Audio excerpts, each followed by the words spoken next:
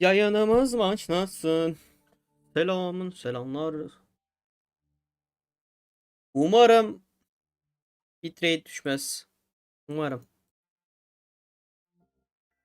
Umarım bitrate düşmez. Arkadaşlar selamun aleyküm. Bunu şöyle aşağıya alalım. Umarım bitrate düşmez. Diyerek yayınımıza başlıyoruz ki. Bunu şöyle alalım. Şuradan paylaşalım yayınımızı. Buradan da bunu paylaşalım. Yayınımız başlasın. Hadi bakalım. Bahadır. Bahadır abi bu nasıl ışık? Bahadır senin ışık hızında internet falan mı var kanka? Benim bir haftadır internet çekmiyor. İnternete zor giriyorum oğlum. Sen nasıl bu kadar hızlı girebiliyorsun yayına ya? İmkansız ya. Bizim mi internet yavaşlıyor kanka? Seninkinde bir sıkıntı olmuyor mu? Selam. Aleykümselam Bahadır'cığım hoş geldin. Blaskovic selam. Fatih aleykümselam. Jaje merhabalar efendim. İyi yayınlar. Merhabalar efendim. O zaman iyi seyirler. Berkay gelmiş. Berkay hoş geldin. Berkay canımın içi. Sunucuyu paramparça ediyoruz. Berkay. Fatih Zeus aleykümselam. Zeus bu arada sana da teşekkür ediyorum. Zeus şu anki hesabın referansı arkadaşlar. Ve hesap aşırı derecede iyi bir hesap. Yani böyle böyle yükseliyoruz anladınız mı? Her zaman buradayım senden önce. Harbi benden önce. Mental aleykümselam. VIP 12 hesabı güvende Amerikalı bir arkadaşı verdi. Hesabı inceleyeceğiz. Bu arada abi hesap inceleme yayınlarında hep yeni kişiler görüyorum isim olarak. Bu arada bir de abone kısmına bakar mısınız? 999 abone var arkadaşlar. Haberiniz olsun yani. 999 abone. Sanırım öyleydi. En son giriş yaptığım öyleydi. Belki bir kişi abone olmuştur. Allah bin abone olduk. Yemin ederim 1000 abone olduk şimdi. Az önce 999'duk. Arkadaşlar abone olan herkese teşekkür ediyorum.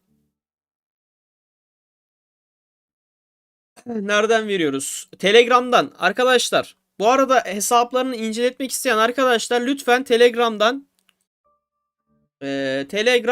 bana yazın. Yayından sonra her çarşamba yayından sonra bana yazın. Listeye ekleyeyim sizi. Zeus kardeşi bak hani hesabı referans yapması yetmiyor. Bir de buraya yazmış. Buraya yazdın mı? Şuraya da ben yazayım hadi. Sen var ya adamsın Zeus. Hesap inceleme düzeltme yayını başlıyor. Arkadaşlar yayına geçmeden önce eğer Türkçe chatinizde aynı şu şekilde Türkçe kanalınızda yayını paylaşabilirseniz çok sevinirim. Ne kadar kişi oyunu detaylı bir şekilde öğretirsek o kadar iyi. Yani sayımız yükselsin abi. 1000 abonen hayırlı olsun demiş. Çok teşekkür ediyorum. Vallahi uzun zamandır bekliyorum. Ve yayında olduk. Canlı yayın. Az önce canlı yayına girmeden önce 999 aboneydik. Harbiden yayında olduk yani. Ben buraya atmayacaktım ya. Dünyaya atmanın pek bir manası yok da. Neyse atalım buraya. Şuraya da atalım. Yeterli. Arkadaşlar selamlar olsun. Kostüm konusu. Arkadaşlar başlangıç olarak şu kostüm konusuna bir girelim. Şimdi herkes bunu merak ediyor tamam mı? Neyi merak ediyorsunuz? İttifak mağazası. Bu çok önemli bir bilgi aslında. Şimdi sezon mağazasına giriyorsunuz. Mesela örnek veriyorum. Burada kış temasında mesela birlik savunması %15 veriyor tamam mı? Buradan bu değil pardon. Buradan yine birlik savunması %15 veriyor. Şimdi akıllarda hep şu soru var. 2000 tane sezon parasını yani kale görünümü almak mı mantıklı? Yoksa gidip buradan çekirdek almak mı mantıklı tamam mı? Asıl soru hani hep ikilemde kalınıyor. Şimdi bunu size canlı canlı göstereceğim arkadaşlar. Kararınızı siz verin. Eğer şimdi hesabınızda hiç kale görünümü yoksa şöyle gösteriyorum arkadaşlar. Bunu şu şekilde çok rahat bir şekilde öğrenebilirsiniz. Buraya geliyorsunuz abi. Barınak dekorasyonu diyorsunuz. Kaleniz bu görünümdeyse. Tamam mı? Bu görünümdeyse geliyorsunuz. Birinci ordu gücü. Birinci ordu gücü gördüğünüz gibi 427,6 milyon. Tamam mı? 427,6. Sonrasında gittiniz. Hani hiç kale görünümümüz yok. Tamam mı? Oradan gittiniz aldınız. Mesela bu birlik savaş gücü %15 veriyor. Alacağınız da birlik savaş gücü, birlik savunma gücü veriyor. Aynı mantığa denk geliyor. Mesela bunu kullandığım zaman şöyle göstereyim arkadaşlar. Tık dedim. 429.5. Yani sizin birinci ordunuza neredeyse hani 2 milyon bile güç eklemiyor sanırım. Bence hani değmez abi. Değer mi? Siz karar verin yani buna da. 2 milyon güç için 2K para vermek mantıklı mı? Bence değil. Oha Bahadır. Bahadır yine şovunu yaptı. 20 kişiye kay üyeliği gönderdi. Bahadır kesene bereket. Bahadır Bahadır dur lan. 1000 abone hayırlı olsun. 10.000 aboneliğe. Vay vay vay. Kanka inşallah ya. İnşallah 10.000 aboneleri de görürüz. Şunları açayım ben bu arada. Şunları açmayı unuttum. Bahadır kesene bereket, çok teşekkür ediyorum. Yayına bununla başlamak istedim. Yani buradan yani 2K vermek bence hiç mantıklı değil. 2 milyon güç ekliyor sadece. Yani siz bilirsiniz tabii de. Yine gitmedi Samet'im. Samet alamayacak. Abi Aspar'ın ittifak hesabı var. İstersen adı. Oha Yusuf, sen bu ittifakta hesabın mı var senin? Vay vay vay. Aynı ittifakta hesap var. Lanet kaçsın. Samet'e yine gitmedi. Ulan Samet'e nasıl gitmiyor? I am here. Legendary Ace. Welcome my friend. Dostlar, yeni gelen katılan arkadaşlar hepiniz hoş geldiniz aramıza. Yayın linkleri muhtemelen artık paylaşıldı. 32-35 kişilere kadar çıktık. Yavaştan başlayalım. Şimdi elimizdeki hesap bayağı detaylı inceleyebileceğimiz bir hesap. Çünkü VIP 12 ve sunucu günü hani neredeyse bizimle aynı. Benim oynadığım sunucuyla aynı. 200 kaçtaydı? 217'de. Yani neredeyse bizim kadar para yatırmış oyuna. VIP 12. Ben de VIP 12'yim.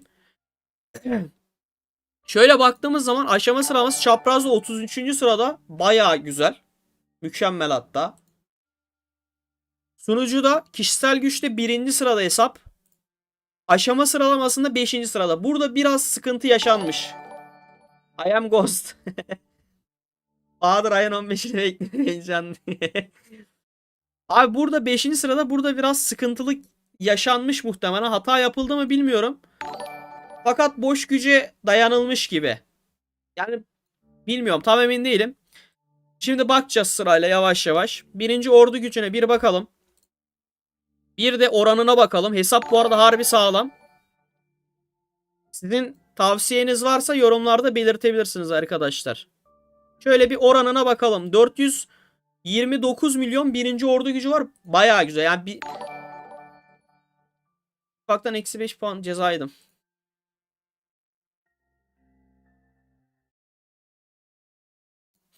Şöyle orana bak. Arkadaşlar bak şimdi. Bu adam VIP 12, doğru mu? Bu adam VIP 12. Tamam mı? Bak şimdi. Doğru paket nasıl alınır? Hani niye alınır? Onu size göstereceğim. Bu adamla benim şeyim aynı. Paket fiyatım hani gün sayısı aynı neredeyse. Yatırdığım paket fiyatı aynı neredeyse. Fakat benim gücüm 600 milyon ama şeyin gücü, adamın gücü 429 milyon. Arada 170 milyon fark var gördüğünüz gibi. İşte bu farklardan dolayı aslında doğru paketler alınması gerekiyor. İkimiz de aynı paraları yatırdık mesela ama ben ondan 170 milyon daha güçlüyüm. Reis ben yeni başladım. Kuleye 26, yine de bakar mısın? Zaten 2 dakikan olmaz. Yayından sonra yazman lazım Yunus. Telegram üzerinden yayından sonra yaz. Bakarım. Şimdi oranlarına bakacaktık. Bakıyorum abi. Hesap bu arada efsane. Bak full kırmızı çekmiş. 1733'e 1689. Gayet iyi bu arada. Bence gayet iyi oranı var. Kahramanlara bir geleceğim abi. Şurada bir hata yapıldı mı bakalım. Gerçi hata sayılmaz sanırsam. Yani çünkü adam muhtemelen benim gibi her geleni almış. Tamam mı? Şimdi LAN var. LAN kesinlikle savaşçı oynadığı için lazım. Bunu şu şekilde yapabilir. Benim tavsiyem bak. Bunu şimdi bir yıldız yaptı. Tamam mı? Bir yıldız yaptığı için buradan yeteneği açıldı. Bunda yapması gereken hani kısa yoldan güç kazanmak istiyorsa Buradan direkt mesela bunu bir yıldız yapması lazım, tamam mı? Bir yıldız ama yaptığı zaman buradan da yetenek açacak. Gayet güzel. Yani şu kısa yoldan hani minimum yatırımla çok güzel güç artıyor buradan. Kırmızı silahlardan. Şimdi bu. Ondan sonra Francis var. Francis'in kırmızı yapmamış ama giydirmiş. Gayet iyi. Sonra Natasha. Benim anlamadığım, Natasha kullanmıyor. Bak bir şey diyeyim mi? Caitlyn yerine Natasha'yı kullanabilir bu arada. Haberin yani bunu sahibine söyleyebilirsin Zeus. Caitlyn şu anda onun için daha işlevsel.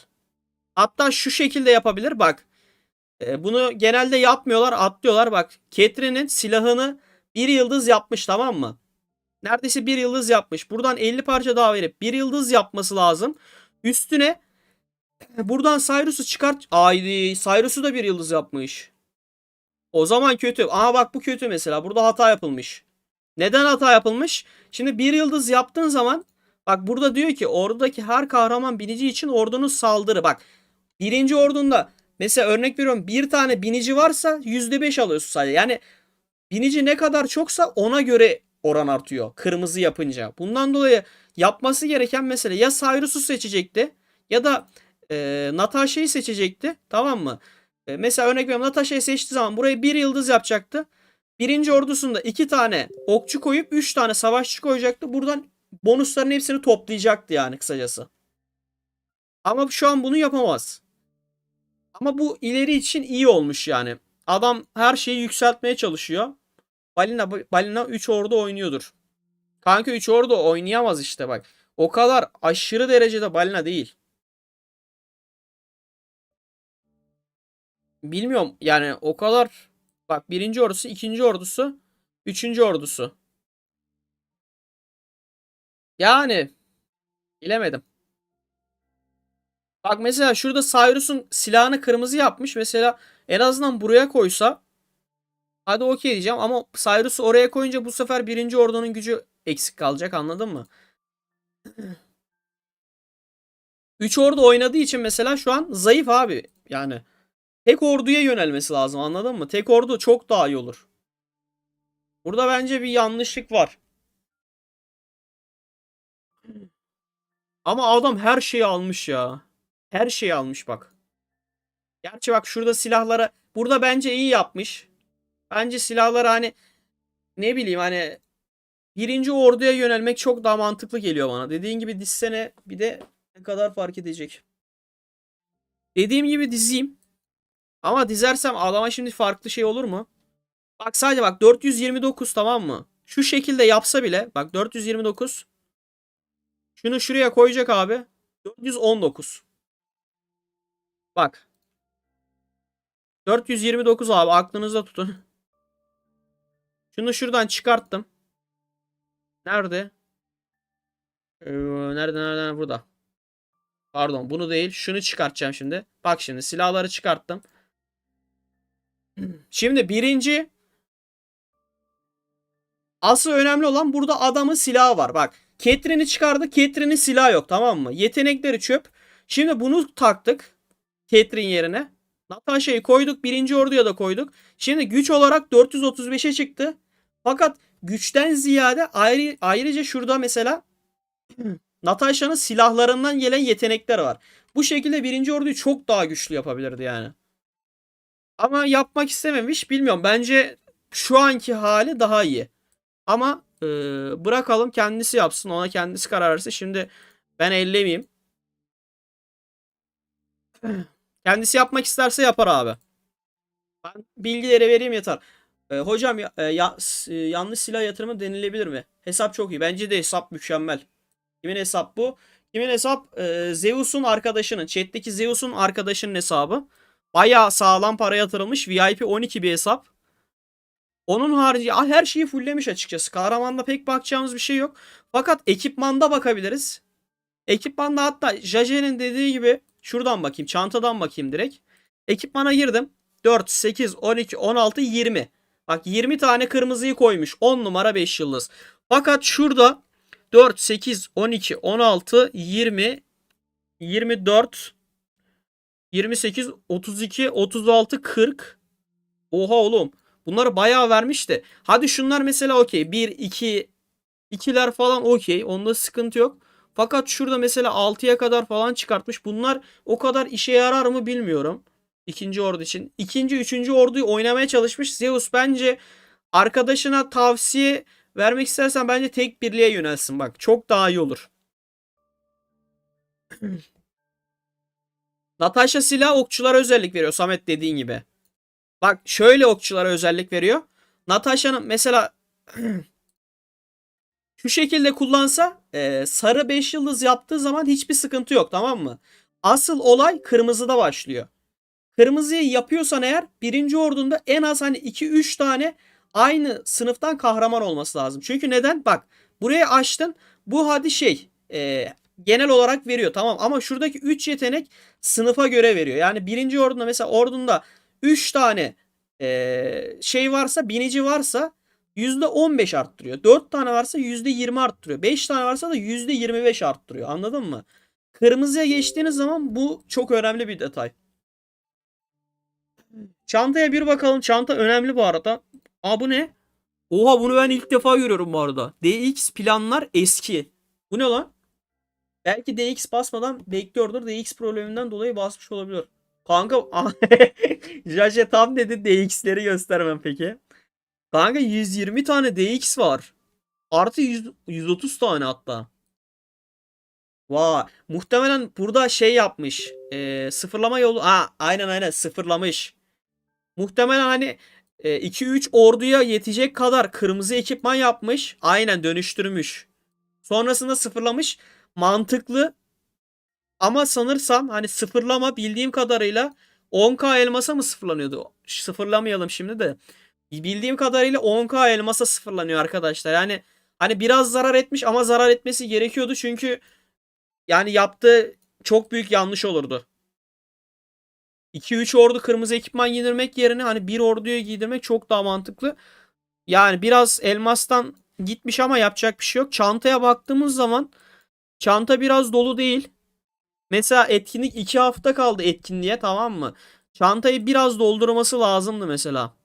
Paket alıyor da sunucudaki oyuncular da paket alıyor. Muhtemelen hani etkinliklerde sıralamaya oynamayacak bu hesap. Mesela hassas parçayı biriktirse olur.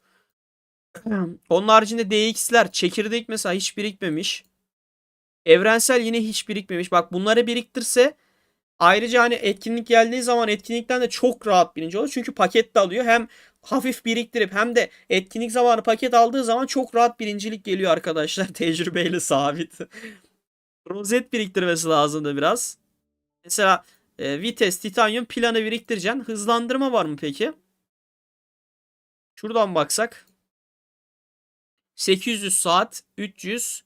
Yani pek fazla hızlandırma da yok. Bence bak biriktirmesi lazım. Zeus bunları kesin söyle. Hani az bir şey de olsa hani biriktirsin, tamam mı? Özellikle ekipmanda falan sağlam puan geliyor. Ekipmandan ve hızlandırmadan. Biriktirirse hani etkinlikte yani muhtemelen 7 gün benim gibi hani 7 veya 5 gün falan 5-6 gün birinci olsa, tamam mı? Günlüklerden falan toplayınca hani ortalama 60K falan elmas geliyor. 60-70K elmas. Ayrıca işte yan ödüllerle falan çok daha hızlı güçlenir. Fakire gelirken çanta çöp, balineye gelirken çanta. Çanta dolu demiyorum kanka. Çanta dolu değil bak. Çanta az şu an. Hiçbir şey kalmamış ki çantada. Biriktirmesi lazım. 2 hafta etkinlik geliyor. O konuda benim hesaba geçmen lazım. Gözler şenlensin biraz. Samet yine bayağı döktürmüştür bu arada. Hepsini söylüyorum şu an. Aynen bak bunlar önemli. O etkinlikte muhtemelen bu hesap hani ya bu şekilde giriyorsa sürekli o etkinliğe, muhtemelen ki bu şekilde giriyor. Bayağı sıkıntı. Yani bu şekilde girmemesi lazım. Çünkü hem para yatırıyor. Bak hem para yatırıp hem de hafif biriktirirse geçme şansı çok zor abi. Hani bilinçli para yatırması lazım. Samet Kral gölge sandıklarını bile biriktiriyor. Şöyle bir arabaya geçelim. Samet fena. Kaleyi 4'e basmış. Kaleyi 5'e basacak hatta. Savaşçı kampını yaptı mı peki? Savaşçı kampını direkt yapmış. Savaşçı kampını direkt yapmış. 160 istiyor. Bu arada fazla istemiyor ya. Buradan fazla istemiyor Allah'tan. Arabaya bir bakalım. Arabanın seviyesi kaç abi? 181, gayet iyi. Bak, araba seviyesi mükemmel. Artık hani vitesleri mümkün oldukça buraya basacak, tamam mı? Buradan eğer vites kalırsa ondan sonra arabaya basılabilir. Ama 5 yeteneği de açmış, süper. Gayet güzel. Onun haricinde burası da bayağı güzel. Oğlum burası falan bak. Bizim ya benim hesaptan çok daha iyi. 29, 29, 26, 26. Zeus bak, bu hesabın sahibine şunları da yükselttir kanka. Bu çünkü balina bir hesap, tamam mı? Kale sıfırlama bol yapacak ve kale sıfırlamada hep en önde olacak kişi bu adam olduğu için tanklayacak kişi, yani bunlara ihtiyacı var. Şu ikisine. Saha saldırısı da önemli ama şu ikisi, yani ittifakın en güçlü oyuncularından birisi, hani tanklaması gerekecek. İlk saldırıyı hep bu oyuncular yapacağı için şu ikisini yükseltmesi lazım. Şu ikisiyle, hatta şununla şunu ve bununla bunu yükseltebilir. Bunu belki bir tık da önde götürebilir bu adam. Çünkü dediğim gibi ilk saldırıyı bu yapacağı için bunlar, yani kuşatma savunması ve kuşatma saldırısı onun için bayağı önemli olacak. Hangi sunucudaydı? Burası 217'de. 1500 hassas parça var. 1K çekirdek var. 250K vites. Oha. Oha, yuh Samet, yuh. En son 2 aylık genel hız vardı. Araba efsane. Arabası bence mükemmel bu arada. Bak, şuradan 5 yıldız açmış. Bunun haricinde zaten 5 yıldızı açtıktan sonra ahım bir güç gelmiyor birinci orduya. Şurayı da çok güzel yapmış. Modifikasyon seviyesi 180. Bence 180 okey direkt. İlk saldırıyı bu yapacakmış. Ya ilk saldırı zaten bu yapar. Balina çünkü. Balina olduğu için de hani ilk saldıran kişi, ya kaleye ilk saldıran kişi genelde tanklıyor ya. Diğer arkadakiler hani hasar vuruyor. Canlara biraz daha az gidiyor. Ama ilk saldırı yapanın biraz daha fazla gidiyor. Bundan dolayı hani eritmesi ve savunması biraz daha güçlü olabilir. Bunu yapabilir. Victor dikkat edilmemiş paket ile yapılmış puan kırdı. Araba seviyesi benim şeyden iyi bu arada. Hani modifikasyon seviyesinde öndeyim de aksesuarda benden bayağı önde. Şimdi endüstride 2x açılmamış oluyor. 2x bir açılmadıysa kanka fena olay olur bu arada. Şurada 2 milyon yapıyor mu? Bak mesela Zeus. Burada mesela 5 milyon yapmak yerine kanka direkt 2 milyonu yapıp biriktirecek abi. Çok rahat birikiyor. Özellikle adam mesela paket alıyor sürekli, anladın mı? 2 milyonu yapacak. Geri kalanlar birikecek. Atacak çantaya, duracak. Samet gibi aynı. 217, aynen 217 arkadaşlar. 2x açık değilse fena gülerim. Şaka yapıyorum. Açıktır ya. Aynen açık. Açık olmama ihtimali yok. Direkt 2x açmış zaten. Puan kıramazsın bu hesap. Bu hesaptan puan nasıl kırarsın bilmiyorum ya. Savaş bölümüne bir bakalım. Muhtemelen eşit götürmüş diyecektim ama eşit götürmemiş lan. Oo, aşağı kadar inmiş. Aşağı kadar inmiş fakat bu hesapta nelerin yanlış yapıldığını ben anladım arkadaşlar. Anlayan varsa yorumlarda bir yazsın. Anlamanız ama çok zor. Ben kendi hesabımdan gördüğüm için anladım direkt. Burayla alakalı bir şey. Anlayan varsa yoruma yazsın, harbi yorumda doğru cevap veriyorsa harbi oyunu biliyor diyeceğim yani. Bak, şurada detaylı bir şey var. Şimdi burada aynen fulllemiş. Ama hata bu değildi. Burayı da fulllemiş. Bunlar yanlış kanka bu arada. Bak, bunlar hem de bayağı yanlış. 5. seviyede. Buradan bayağı hızlandırma gidiyor. Şurası ve şurası, şu ikisi komple yanlış. Şunu fulllemesi lazımdı. 2 x'ini açmış. Arkadaşlar, ne biliyor musunuz? Şuradaki neden geride kalmış biliyor musun mesela? Hani şurada aşama sıralamasında birinci ordu gücünde falan neden geride kalmış? Hızlandırmaların hepsini asker basmış, tamam mı? Genel olarak muhtemelen asker basmış. Bak, kişisel güçte bundan dolayı birinci sırada.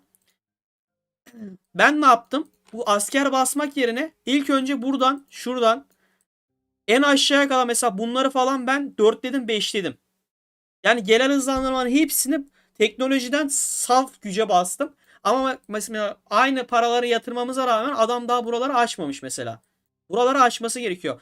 Yani bir asker basmaktansa genel hızlandırmayı. Önce burayı mesela hani şunu mesela 4 yapacak, anladın mı? 3-4 yapacak. Şunu 3-4 yapacak mesela. Ondan sonra şurayı mesela yine 3-4 yapacak genel hızlandırmayla. Şunları falan hani 3-4 yapacak. Ondan sonra yavaş hani burayı otomatiğe basacak, bırakacak. Basacak, bırakacak. Sonra asker basmaya başlayacak. Bu mesela buradan çok güzel saf güç geliyor mesela bana. Adam bunu yapmamış mesela. Burada mesela hata var. Genel hızlandırmayı bence buraya kullanması lazım. İnşaat ile iş bitince genel hızlandırma araştırmaya gitmeli. Doğru ama bu hesapta kullanmıştır.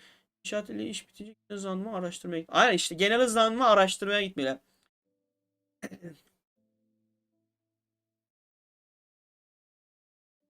Zeus bir de kanka bak şuradakilerin hepsi işine yaramayacak neredeyse. O arkadaş ya işine yarar. Şöyle yarar. Nasıl yarar biliyor musun? Mesela oyunun birinci yılını geçeriz, tamam mı? Ne nasıl yarayacağını ben sana söyleyeyim. O zaman çok fena yarar. Ama şu an için ya hiçbir işine yaramayacak. Şimdi LAN gibi, tamam mı? Tristan gibi 5 tane komutan gelecek, tamam mı? 6. 7. sezonda artık hani oyunun bayağı ilerisinde. Mesela şu anda 3 tane var. Tristan var. Lan var, tamam mı? Francis var. Bu 3 kahraman var. Şimdi 2 tane daha bunun gibi kahraman gelecek. Yani sezon 4 ve sezon 5'te. Sezon 5'ten sonra hani 3 ordu oynayabilirsin. Nasıl oynarsın? Tristan, Francis, Lan'ı koyarsın. Yanına 2 tane daha savaşçı kahraman koyarsın. Çünkü yeni gelecek kahramanlar savaşçı kahramanlar olacak. Bunun gibi güç veren ve silahı olan kahramanlar olacak. 5 tane savaşçı, 5 tane okçu, 5 tane binici yaparsın. Ama dediğim gibi hani 6. sezondan itibaren yapılmaya başlanır bu. Ve hani 6. sezona gelene kadar daha hani bayağı bir zaman var. Onu şimdiden yapmak zararlı. Hani bundan dolayı sıkıntı. Dediğim gibi hani bunlar işine yarayacak ama şu an hiçbir işine yaramıyor. Bir tanesi 30 gün işte. İşte 30 günlere falan çıkınca artık hani yavaş yapacaksın. Hani genel hızlandırmaya basmayacaksın 30 güne falan çıkınca Emir. Ben öyle yapıyorum mesela. Onun haricinde de şuraları yükseltmemesi lazım. Hadi hani ileride işine yarar. Balina hesap.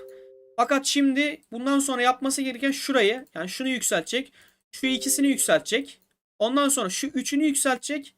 Ve şu ikisini yükseltecek sadece. Başlangıç olarak dediğim gibi hani sezon 6'da falan bunları da yükseltmesi lazım tabii.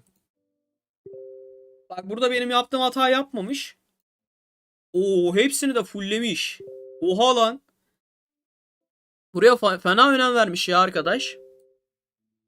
Burada bir sıkıntı yok. Buradan tedavi hızını açsa olur. Şurada bayağı güç veriyor.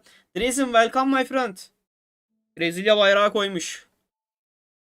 Brezilya. Vinicius Junior. Abi Brezilya deyince benim aklıma Vinicius Junior geliyor direkt. Ben Vinicius Junior'ı çok çok çok seviyorum ya. PES'te direkt benim şey yani. Bunun haricinde bakmamız gereken ne olabilir? Bir garnizona baksak. Garnizonda hata olmaz da bakalım hadi. Asya bu ne lan? Kanka ciddi misin? Oha, böyle durmuyordu değil mi? Zeus. Bu şekilde değildir değil mi kanka? Biri saldırdı mı hiç? Peki. Kanka garnizon öyleyse eğer yani 150 gün boyunca umarım böyle değildir. Böyle olmaması gerekiyor. İmkansız hatta ya. Anlarsın. İlkan sen 29 değil miydin? Biz seni öyle biliyorduk. Biz seni öyle biliyorduk. Askerler falan dışarıda mı ya? Yo, dışarıda da değil. Kanka oto doldurmaz ya. Askerler dışarıda olsa oto olur da şu an ayarlanmış bu. Ama nasıl ayarlanmış onu anlamadım. Bu şekilde olmaması lazım bak. Şöyle hatta göstereyim. 81. Bunu direkt nasıl koyacak? Bu. Ondan sonra Natasha koyması lazım. Bak bu şeyi Catherine'i bence koymaması lazım. Bir birliğe önem versin daha iyi olur. Natasha, Margaret abi. Gerçi Margaret düşük. Margaret'ın silahı düşük ya. Yapacak bir şey yok. Böyle koyması lazım. İstila etkinliği yapmıştır. İstila etkinliği olabilir. Bak 1.37. İstila etkinliği olabilir. Evet evet, istila etkinliği olabilir. Şöyle bakayım, istila vardı zaten zombi kuşatması. İstila yarın oğlum. Dediğimiz her şey çıkmıyor. Hesabı sürekli övmeye çalışıyoruz. Ya şöyle, Margaret'ın silahını 5 yıldız yapsaydı, 4 yıldız ya şu an, 5 yıldız yapsaydı hani Cyrus yerine Margaret koysa daha iyi olur. Çünkü kırmızı silahın birinci yeteneği tetiklenirdi bu şekilde. Ama 4 yıldız olduğu için Cyrus'un 6 yıldızlı silahı daha iyi yani birinci ordusundan. Birinci ordusu öyle daha sağlam olur. Yani birinci ordusu Lan, Tristan, Cyrus, Francis, Natasha. Bu şekilde çok daha iyi olur. Soramadık kızı. Bir sevap işte, düzelt. Düzelttim. Lan düzelmemiş lan. 253 mi? Hesapta bug mı var? Düzelmiyor. Az önce kaydettim ben bunu. Tamam, şu an düzeldi. 1.37G. Şimdi en önemli kısım arkadaşlar. Şöyle, bu hesabın sahibi ayrıca hani dedi ki, gerçi Zeus dedi de yani hesabın sahibi de anlatacağı için, en önemli şey hangi paketleri alması gerekiyor. Şimdi burada bir paket önerisi yapacağız. Hani alıp almamak Zeus tamamen hani ona kalmış. Ben detaylı bir şekilde söyleyeceğim. Şimdi birinci olarak kahraman silahlarına gelelim. Dediğim gibi, eğer hani 6. sezonda mesela istiyorsa hani ben hani 3 birlik oynayacağım. Hani binici de oynayacağım, savaşçı da oynayacağım, nişancı da oynayacağım. Çok fazla para gider, tamam mı? Çok aşırı derece para gider. Fakat yapması gereken, yeni gelen kahramanların silahlarını direkt alması lazım. Eğer bunu yapmak istiyorsa. 3 birlikte oynamak istiyorsa gelen bütün kahramanların silahlarını beşlemesi lazım. Ama eğer diyorsa hani ben sadece ilk başta hani savaşçı oynayacağım, sonrasında hani belki yavaş yavaş geçerim, öyle diyorsa eğer, o zaman yeni gelen kahramanların hani silahların en kötü hani 1 2 3 yıldız falan yapar rahat bir şekilde. Yani 20 dolar veriyorsun, direkt 3 yıldız falan oluyor neredeyse zaten. En kötü 3 yıldız yapıp bıraksın silahlarını, silah paketlerinde. Onun haricinde eğer diyorsa ki ben sadece savaşçı oynayacağım. Bak şimdi, savaşçı kahramanlarını, silah paketlerini kesinlikle alacak, tamam, bu kesin. Buna hiçbir şey yok yani. Bunu en önemli öncelik bu. Silahları direkt beşlemesi gerekiyor. Onun haricinde kalede gördüğün gibi hassas parça yok. Hassas parça paketinin en iyi paketi pazar günü gelen seçmeli bir paket var, yani 50 dolara 400 tane hassas parça veriyor. Onu alması lazım. En iyi hassas parça paketi o. Ondan kesinlikle alması lazım. Eğer hassas parçayla hızlı bir şekilde yükseltmek istiyorsa. Onun haricinde buradaki ekipman paketleri, birlik eğitim, ekipman şeyi, günlük özel, haftalık tercih. Bunlardan uzak durması lazım. Hediye falan. Şu kahramanı alabilir. Bunu almıştır. Aynen. Bu alınabilir. Ondan sonra aylık paketlerin hepsini alabilir. Hepsini almış zaten. Bunu almıyor. Okey. Şunu alsa olur, hızlandırma geliyor. 20 dolar 20 dolar ne kadar kolay. Oyun artık şey ki kanka, 20 dolar ucuz ya. 20 dolar artık ucuz geliyor. Şimdi bunları geçtik. Şurada asıl önemli olan, bu hesap için şanslı kart var. Bak mesela kaç tane almış, almamış hiç. Kanka eğer çekirdek ihtiyacı varsa, tamam mı? Bir, çekirdek ihtiyacı varsa, hızlandırma ihtiyacı varsa ve enerji kristali ihtiyacı varsa, kısacası şuradan gösteremiyorum ki. Bak şuradan göstereyim. Kristal ihtiyacı varsa, enerji çekirdeği ihtiyacı varsa ve hızlandırma ihtiyacı varsa, açık ara alınabilecek en iyi paket bu. Toplu bir şekilde alınabilen. Ortalama şöyle bir hesabı var bunun. En fazla kaç paralık alınıyordu? 100, 200, 200, 300, 600. 600 dolara kadar alınıyor, tamam mı bu? 3 gün boyunca 600 dolara kadar alınıyor.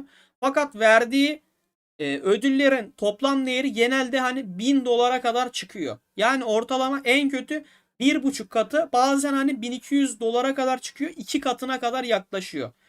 Yani eğer çekirdek, kristal ve hızlandırma ihtiyacı olduğu zaman sadece bu paketi alacak. Buradan mesela hani istersen 600 dolar yükle, istersen 400 dolar yükle, istersen 100 dolar yükle, istersen $50 yükleme ama. Çok da az yükleyince bu sefer fazla bir şey vermiyor. Ama dediğim gibi hani diğerlerinin hiçbir paket almasın, bunları alması lazım. Eğer dedik saydığım şeylere ihtiyacı olduğu zaman.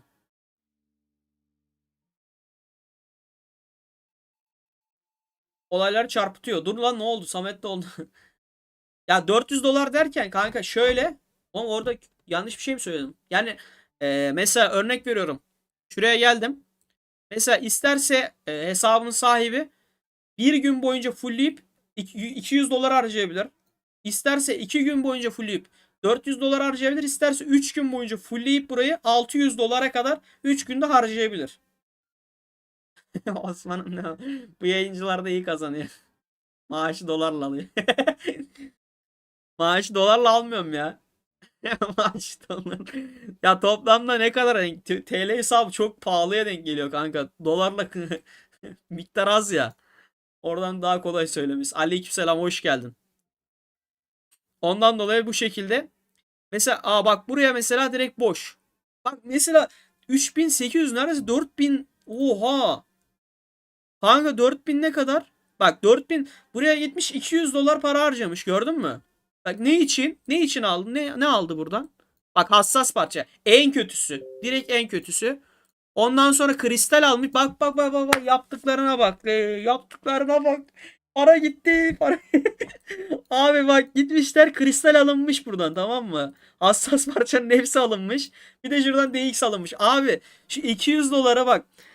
Şuraya hassas kristal alıyorsun ya. Burada 2 katın 3 katını alırdın. Artı bir de hızlandırma çekerdin yanında. Ciddi söylüyorum bak. Buraya hazine çarşısına hiç uğrama bile. Bak onun yerine bak şuradan hadi. Hani DX için yaptın desem. Mesela burada da veriyor aynı DX'i. Kanka direkt bak bu hesabın sahibine söyle. Bunu hiç almasın bile. Sadece buraya. Sadece buraya bak. Parayı boşa atmasın. Abi para boşa gidince harbi sinirleniyorum ya. Bak şimdi bunu geçtik. Etkinliklerde sadece şanslı kart saydığım şeylerden. Şimdi bu da bitti. Onun haricinde buraya mesela haftalık olarak paketler geliyor, tamam mı? Haftalık ya da hani şöyle 2 haftalık şafak yolu tarzında. Bunlar kesinlikle hani alınması lazım balina hesap için. Bu şafak yolu hazinesi ve hani nasıl paketler? Şöyle hani 1, 2, 3, 4, 5, 6 diye katman katman giden paketlerin hepsi çok avantajlı. Hepsini alabilir, tamam mı? Katman katman giden. Mesela haftalık indirim kart. Mesela bak bunu da alabilir. 5 $10 yok lan, $5 yapıyor mesela. Bu da $5. Bu da alınabilir. Kahraman denemesinden yani bu gerek yok. Ha bak bunu da almış. Zaten çoğunu alıyor. Adam gördüğü her paketi almış şu an neredeyse. Aynen hepsini alıyor. Ha bunları da alabilir. Bunun haricinde paket almasın direkt. Başka yok yani. Çünkü hani çok fazla paket alıp bir anda hani kesilirse bu sefer hesap bayağı yere düşüyor. Bundan dolayı sadece bunlar alsa yeter. Bir de şöyle bir şey var. Şanslı kart paketi. Hani eskiden 2 haftada bir geliyordu. Oyun artık anladı mı ne oldu bilmiyorum. Artık ayda bir kere getirmeye başladı. Bundan dolayı hani bayağı sıkıntılı olmaya başladı bu şanslı kart. Yani muhtemelen oyun dedi bayağı fazla ödül veriyor. Ondan dolayı bir aya çıkarttım. Bunun haricinde başka bir yere yatırmaması lazım. Hazine çarşısı falan. Haberin olsun. Bunun haricinde başka bir şey yok. Yabancı demi. Aynen yabancı. Zeus. İşte Zeus diyorum ya, Bahadır. Tamam, bunun haricinde başka hiçbir şey yok abi. Başka bir paket almasına gerek. İşte sezon başlarında sezon paketlerini falan alabilir. Onun haricinde bir şey yok yani. Diğer harcanan bütün paralar hani boşa gider yani. Ben size söyleyeyim. Öyle yapsam hocam. Arkadaşlar ben gidiyorum, hakkınızı helal edin. Tam şey gibi söyledim ya. Şimdi şöyle yapsam. Arkadaşlar bu hesapta başka inceleyebileceğimiz bir şey yok. Hesap gayet güzel bir hesap zaten. Tek sıkıntı az önce dediğim gibi paket sıkıntısıydı. Paketi mesela daha iyi alsaydı muhtemelen hani benim güce bayağı yaklaşırdı. Ama yaklaşamamış. Şimdi puan verme aşamasına geldik arkadaşlar. Kaç puan vermek istersiniz? Çaprazı açayım. Çaprazda felaket adamlar var. Çapraz açar mısın? Lütfen diyor. Lütfen. Tabii ki de açarım ya. Tabii. Koreliler var. Oha, Korelilere bak. Ne yapmışlar lan? İlk altı full Kore. 218, 218. Kanka 218 dominasyonu olmuş burası ya direkt. Ama aşama sıralamasında 33. sırada çaprazda, bence gayet iyi. Yine geldiler. Bak yine geldiler. Oha, Koreliler fena esir almış ya burayı. Yanlış yatırım var gibi duruyor. Garnizon sorumluydu. Ekipmanlarda biraz sorun varmış. Gibi Viktor az dikkat edilmiş. İttifak arkadaşlar olabilir ama gelişimde ittifak çok önemlidir. Aynen, ittifak önemli bu arada. Onu göstermedim bu arada. İttifak biraz sıkıntı arkadaşlar bak. Zeus, siz neden bu ittifaktasınız? Bir sorun mu var acaba? Zeus, başkent almayı deneseniz yapamazsınız. Neden yapamazsınız? Şundan dolayı. Birinci ordu gücünüz, yani aşamada eğer birinci olursa, mesela bu adam 473 iken sizin bu balina, örnek veriyorum, 477, 478 falan olursa o zaman alabilirsiniz çok rahat. Hiç kimse de kafa tutamaz size direkt. Hani yok ittifak gücüymüş, hani yok şeymiş, yok buymuş. Hiç fark etmez. Bir tane balinanın gücü en güçlüyse o o balina alır yani sunucuyu. Çünkü çıkartmak çok zor. Başkente o şekilde alabilirsiniz. Şu anda almanız imkansız. Hiçbir şekilde alamazsınız. Sadece bu oyuncunun burada birinci aşama sıralamasında birinci olması lazım. O birinci olmak için de az önce dediğim hani genel hızlandırmaya gidip askere falan, bak şurada birinci olmayı demiyorum, bak farkında. Burada birinci olmak çünkü sadece hani görüntü. Bunun hiçbir savaşa hiçbir katkısı yok neredeyse, hani merkez savaşına falan. Ama şurada birinci olursan o adamdan korkman lazım işte. Çünkü burası hani birinci ordu gücü, tamam mı? Birinci ordunda ne kadar güçlüyse herkesi delebilirsin yani. Ona üzerinden 6 veriyorum çünkü harcadığı parayla en az 700-800 M olabilirdi. 700-800 M zor ya.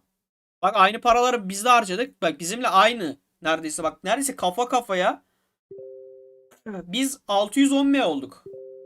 Hani 170 milyon saf güç var. Gerçi 170 milyon saf güç de bayağı fazla. Ben bu hesaba kaç veriyorum biliyor musun? 10 üzerine 8 veriyorum. O da yanlış yatırım sadece. Başka da şeyden değil. Ya doğru yatırım olsaydı şu an en kötü hani sunucu da kesin birinciydi. Sunucuyu falan çok rahat alırdı bu kadar yatırıma. Çok rahat. 473'ü çok rahat geçerdi. Yani. Ama düzelir mi? Düzelir. Çok rahat düzelir çünkü yani o kadar yatıran adam bundan sonra da yatırır, tamam mı? Ve dediğimiz şekilde yatırırsa hem sunucuda hani muhtemelen birinciliğe otururlar. Çünkü genelde şey oluyor. Bizde öyle olmuştu mesela. Bizim ittifak üçüncü sıradaydı, tamam mı? Biz aynı şekilde işte bu şekilde sadece benim hesabı güçlendirdik. Burada birinci olduk açık ara farkla. Ondan sonra aldık, merkeze aldık. Ondan sonra işte bütün hani oyuncular, güçlü oyuncular, şuradaki güçlü oyuncular bizim ittifaka gelmeye başladı. O adam ve PX ittifakı katılsa bize yapabilir miyiz? O adam dediğin hangisi? Ya şu adam katılsa alırsınız direkt zaten. Şu adam katılsa direkt alırsınız yani. Hiç zorlanmazsınız bile. Neden zorlanmazsınız? 471, 469 aynen. Yani şu adam şu ikisinden de güçlü olacak. Hani bu oyuncuyla da destek verirseniz şu oyuncuya alırsınız. Merkeze girecek. Kale saldırısı muhtemelen olmaz. Sunucu başkent olduğu için. Şu adamı destekleyeceksiniz. Garnizon yani rally açtığında en güçlü oyuncular buna destek atacak. Ondan sonra merkeze girdiğiniz gibi çıkmayacaksınız zaten. Rally'de bunu deviremezler. Ve şunu yükseltti mi bakayım be. Yükseltmemiş olma ihtimali de var. Onu kaçırmış olabilir. Balina hesaplar için şu da önemli. Plaza'yı da yükseltmiş. Okey. Tamam, yani dediğim gibi tek eksik birinci ordu. Arkadaşlar ben 10 üzerine 8 veriyorum bu hesaba. Gayet güzel ve ileride çok daha sağlam bir hesap olur bu. Eğer dediğim gibi ilerlerse. Genelde kaç veriliyor? Hakan 10 üzerinden 6 vermiş. Çünkü onu okumuştum zaten. Samet 10 üzerinden 8 vermiş. Emir Winston 10 üzerinden 7 vermiş. Yani ortalaması 7 diyebilir. 7,5 diyebiliriz. 2 tane 8 var. Yani ortalama 8 gibi. Yok pardon, 7,5 gibi. O da sadece yanlış yatırım. Düzelir mi? Çok rahat düzelir tabii ki de. Arkadaşlar şimdi ikinci hesaba geçiyoruz. Sizin de izniniz olursa diyelim. Şöyle tıklasak geçer mi? Hayatta geçmez. Tabii ki de hiçbir zaman geçmedi ki. Niye geçsin yani? OBS'in şimdi geldi. OBS'e sinirlenince OBS görüntü vermeye başlıyor. Geldi mi ekran? Geldi mi kapak sesi? Çek. Bebeksi tenimi çek. Dostum düşmanım görsün çek. Arkadaşlar ikinci hesabımız efsane bir hesap yine Tengri. Telegram'daki Tengri arkadaşımızın hesabı. Kalesi 5. seviye ve gerçekten sağlam Türklerden birisi kendisi. VIP 11. Gördüğünüz gibi. Yine sağlam para yatırılmış. 10 üzerinden 8 makul demiş. Kişisel güç sıralamasına bakar mısın? Başkent almayı planlıyoruz ama emin değil. Zeus kişisel güç sıralamasının bir önemi yok başkent savaşında. Sadece aşama sıralaması önemli dediğim gibi. Kişisel sıralamaya hiç bakma. Orası önemli değil. Başkent savaşı. Kişisel güç yani adamın 1 milyon tane asker olsun. Sağlam vuramıyorsa hepsi gidecek yani sonuç olarak. Sağlam vurması için de birinci ordunun güçlü olması gerekiyor. Bunun başka yolu yok. Ölüsü çok mu la bunun? Ölüsüne bir bakalım. Ekrana ne oldu ya? Ekran o ne olmuş oğlum? Bu nasıl bir ekran? Ekran yamuldu. Ya bunu düzeltsem mi? Dur bir saniye arkadaşlar. Yayını bir paylaşayım. Eski sunucuya girdik. Eski sunucuda paylaşmak lazım. Eski sunucuda zaten zar zor girebiliyoruz. Canlı yayında hesap inceliyoruz. Kop gel. Ve sezonu atalım.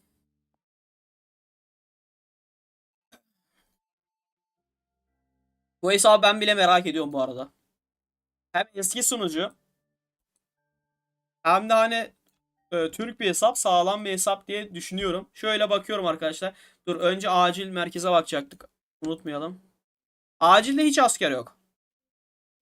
Hastanede var mı? Hastanede yok. Hastanede de yok. Ya saf güce odaklandı. Muhtemelen öyle. Şöyle bir orduyu çağırıyorum. Pardon ne ordusu ya? Birinci seviye şeyi çağırıyorum canavarı. Kaç ha? Oo 800 milyon. Oha! Çip var. Of of of of of. Çip var ve 800 milyon. Çok iyi.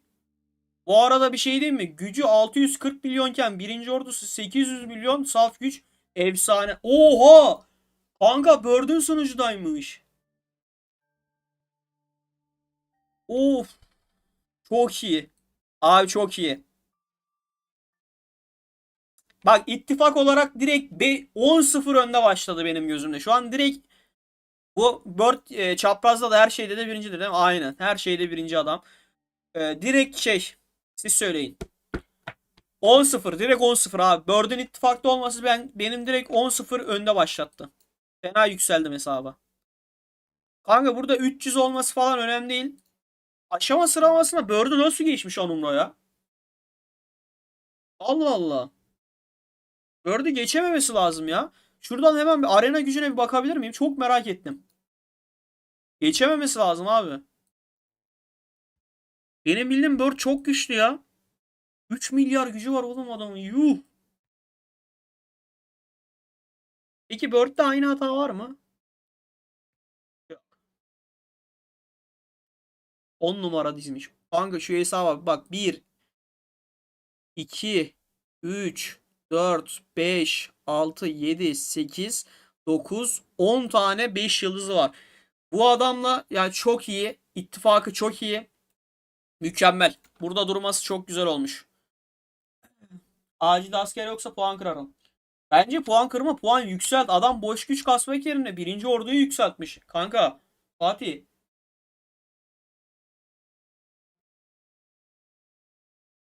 Kareli mi arkadaşlar şu an? Yayın nasıl? Yayınız ya bu bitrate düşebilir çünkü internet hızı harbiden yavaş. Osman info verme. Diğer ittifaklara Osman. Da benim baktım benim baktığıma arenada adamlar da bakıyor kanka. Arena herkes görebiliyor orayı. Ona benimle bilgisi yok. Arenaya tıklayan herkes görebilir onu ya. Kişisel güçte 51. sırada 641 milyon. Burası hiç benim için hiç önemli değil. Şurası şimdi 51'den muhtemelen yani %100 eminim bence. Eğer 51'den yüksekse ben bu oyunu bilmiyorumdur ha. Bastım. 16. Abi gördünüz mü? Gördünüz mü? 16. sırada sunucuda. Süper. Mükemmel. Bence var ya şu an bu hesabın sahibi 10 numara. Direkt 10'da 10'luk hesap. Kişisel gücü hiç uğraşmamış bile direkt hani saf güce odaklanmış. Oranları kaçtı? Oranlarına bakmadım. Şuradan bir oranlarına bakayım. Bir de şu çip muhabbetine bakalım ya burada. Çip muhabbetine ben ilk defa bakacağım yayında sizle birlikte. Şimdi Francis'in silahı gelmedi mi acaba? Francis'in silah ha 5 yıldız yapılmamış.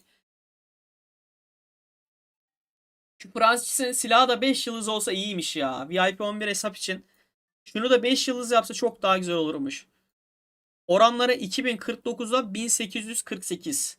Süper. 470'i 400 CP'si var. Kahraman durumu ne peki? Of of of. Arkadaşlar sezon 4 kahraman Noah.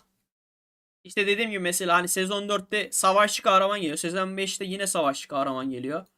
Bunlar bu kahramanlar çok iyi işte. Ne yapmış mesela? Noah, Tristan, Lan, Francis direkt dördünü koymuş. Mesela bu ne yapılabilir?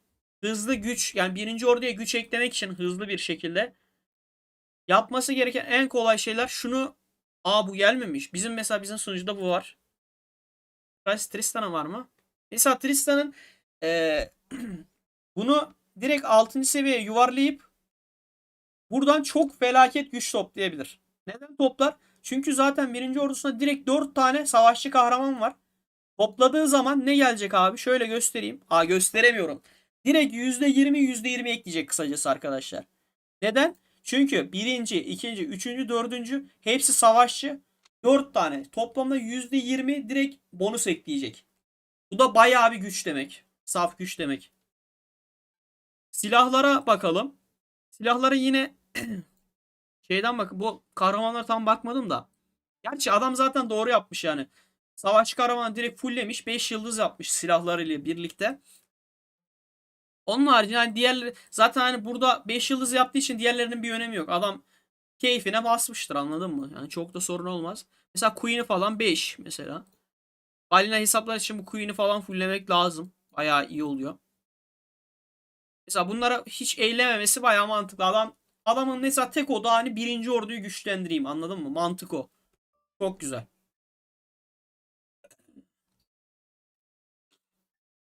Onun haricinde bir ekipmanlara bakalım. Ekipmana ve çantaya bakalım. Abi şunlar falan bayağı karışık işler sanki ya. Oo, bu çip muhabbeti bayağı karışık gibi duruyor. Evet evet. Çantaya bir bakalım doluluk oranı nasıl? Doluluk oranı gerçi bu hesabında şansı işte etkinliklerde birinci olamaz. Yani ne kadar dolu olsa da o bird geçecek seni. Esselamu aleyküm hi brother. Aleyküm selam. Hari Karim. Drop sayısı düşük. Hakan Malta. Asker sayısı düşük ama saf gücü yüksek. Bence yeterli ya. Asker sayısı 81 binin üstünse 85-90 bin üstünse okey yani.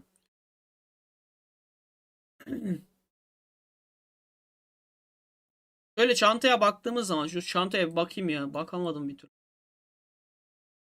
Şimdi çekirdek 500 tane birikmiş. Evrensel 1K birikmiş. Ondan sonra rozet birikmemiş. 230K vites, 1200 titanyum, 3700 plan. Gayet güzel. Hızlandırmada durum ne? Hızlandırma pek birikmemiş. Hızlandırma birikse o eğitimden 1100 var ama. İdare eder. 2 hafta var etkinliğe desek idare eder.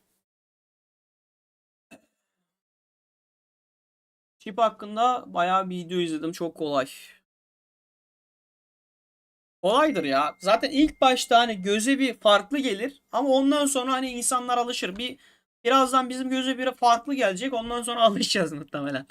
Şimdi bunun haricinde çantayı biraz daha dolu olur muydu? Olsa iyi olurdu sanki. Ama şöyle şeyi bilmiyorum. Yani sunucuda kaç tane Bird gibi adam var bilmiyorum. Mesela Bird gibi hani şunlar falan çok ağır balina ise hani ilk 3 ihtimali çok yok gibi zaten sunucuda. 485. Muhtemelen şunlar da bayağı sağlam balina mı? Çok da sağlam değil gerçi. 482. Bizim sunucuda bile 480'lerde adam vardı sanki. Selamun aleyküm, iyi yayınlar Osman. Aleykümselam Ottoman Empire. Hoş geldin. Bilmiyorum, olabilir sanki aşağı sıralamaya girebilir sanki. Sağlam çanta toplasa aylık.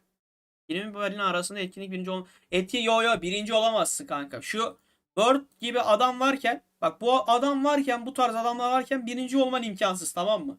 Fakat ya etkinlikte birinci olamazsın. Bu eksi. Fakat artısı da bu tarz adamlar varken savaş kaybetmen çok zor. Artısı da bu. Hem eksisi var hem artısı. Mesela şeyde kaçıncısınız? Başladı mı bu sizin? 4 gün sonra bitiyor. Baksana abi. Bak şekil ha, gördün mü? Ya bu tarz adamlar varken hani savaş kaybetmeniz çok aşırı zor. Eğer ittifakınız da biraz hani önem veriyorsa, gördüğünüz gibi adamlar direkt birinciliği almışlar. Artısı da var, eksisi de var diyelim. Şimdi orduya bir bakalım. Arabasına bir bakalım. Arabaya ve çipe. 800 milyon bu arada gayet iyi ya. Modifikasyonda 180'i geçmiş. Süper. 180'i geçilmiş. 5 tane yeteneği açılmış, bırakıyor. Aksesuarda durum ne? Aksesuarda yine burayı yükseltmiş. Burayı yükseltmesi bence yine iyi. Çünkü saf gücü yüksek olduğu için, ya ittifakta da hani sunucuda 19. sırada, ittifakta da hani sağ ilk 10'a falan giriyordur. Muhtemelen hani kale sıfırlamak için kullanır. Çünkü öncülerden birisi. Yani Bird var ama hani Bird de her savaşa geliyor mudur bilmiyorum. Bazıları her savaşa gelmiyor. Bu sunucu aşırı güçlü. Evet, evet. Ya Bird falan bayağı iyi zaten. Acaba Bird'ün hesabı da inceleme gelir mi? Ayarlanır mı acaba? Abartmayalım. Şimdi 27, 27, 27, 24, 20, 20. Şurası biraz düşük kalmış. Ay 20, 20. Bunlar 27. Arada 7 var. Şunu da yükseltebilirsin bu arada. Ama gayet güzel burası da bak. Gerçi fazla birikmemiş. 3 tane basmaya bitiyor. Şimdi çipe gelelim abi. En önemlisi çip benim için şu an. Ben sadece şu an onu merak ediyorum. Şimdi ne veriyor abi bunlar? Hazine sandığı diye bir şey var. Buradan çipleri alabiliyoruz. Anladığım kadarıyla değil mi? Aynen. Turuncu çip var, en iyisi. Mor çip orta. Mavi çip kötü. Yeşil çip yüzüne bile bakmam tarzında. Ondan sonra mavi çipte 3'ü var. Mavi çipte. Allah, YouTube'dan uyarı geliyor. YouTube sorunsuz akış sürdürmek için yeterince video almıyor. Bu nedenle görüntü kalitesi iyi mi? YouTube'dan uyarı geliyor arkadaşlar. Mor çip sandığında sadece mor ve turuncu var değil mi? Aynen, mor ve turuncu var. Turuncu çip sandığında da sadece turuncu var. Arkadaşlar burada bunu yapmak kolay muhtemelen. Hani turuncu 3 tane turuncu çip sandığı alsanız zaten birinci orduyu, hatta 4 tane alsanız direkt fullleniyor yani. Turuncu yapmış oluyorsunuz. Şimdi bir bakalım şurayı tek tek bir okuyalım. YouTube'dan uyarı geliyor. Vallahi uyarı geliyor. Savaşçı savaş hasarı %400 mü? Fırat desene bir. Fırat. Sorgulama. Fırat sorgulama. Bu gerçek mi bu arada?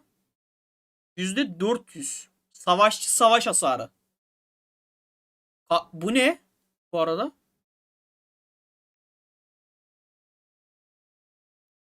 Abi bu gerçek mi ya?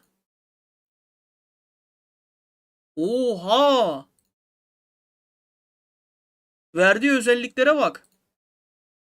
Tam mantık aynı. Mantığı okey. Mantığı kafamızda direkt oturturuz.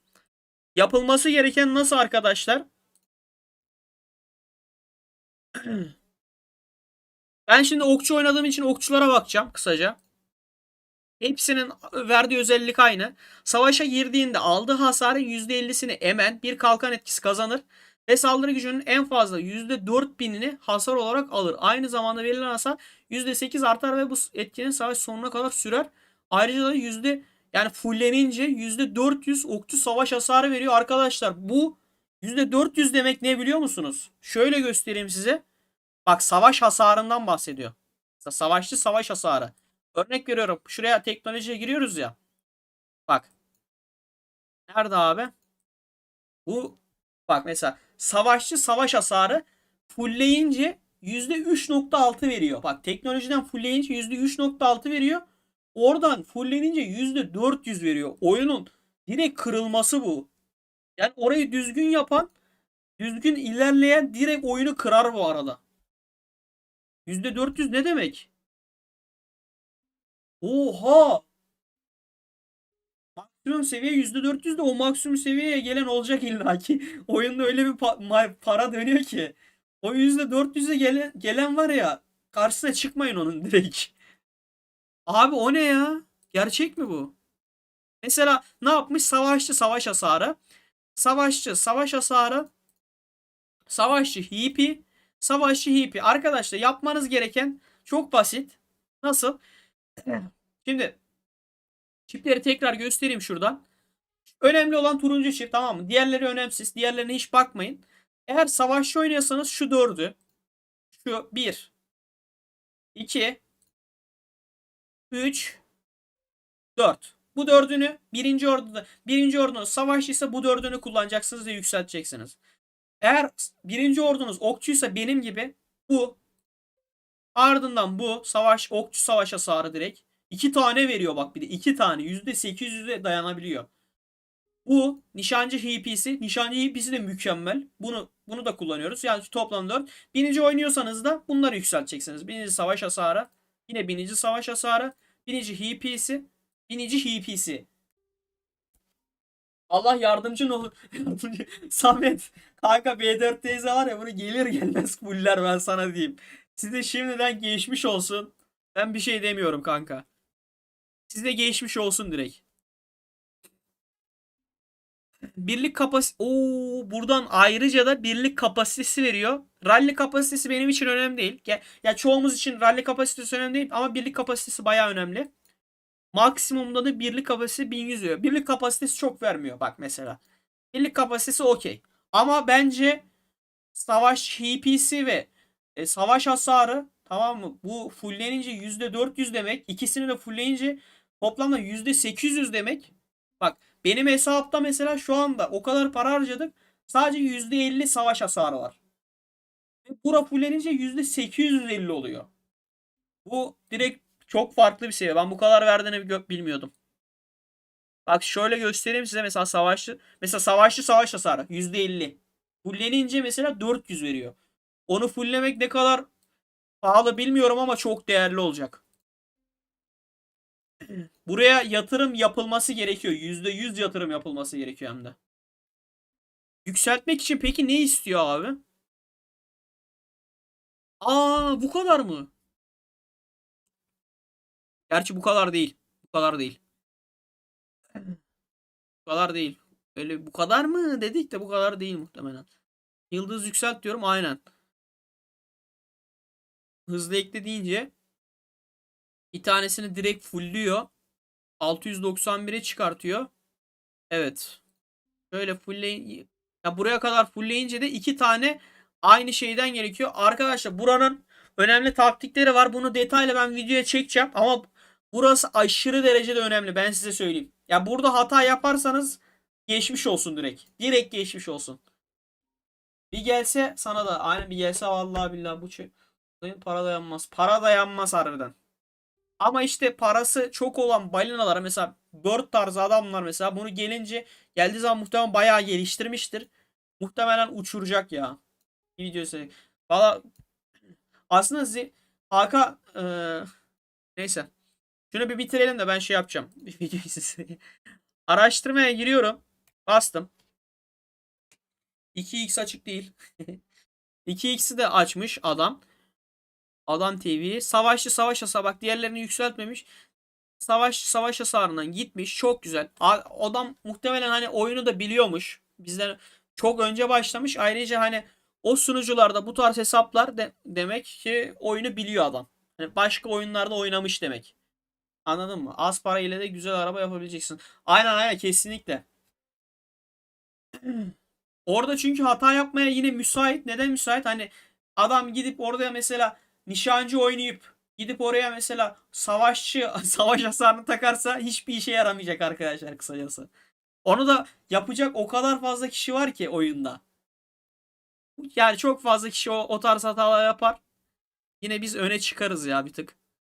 Şöyle baktığımız zaman o burası fullenmiş direkt. Şunları yükseltmesi mantıklı mı? Değil gibi sanki. Burayı neden yükseltti acaba?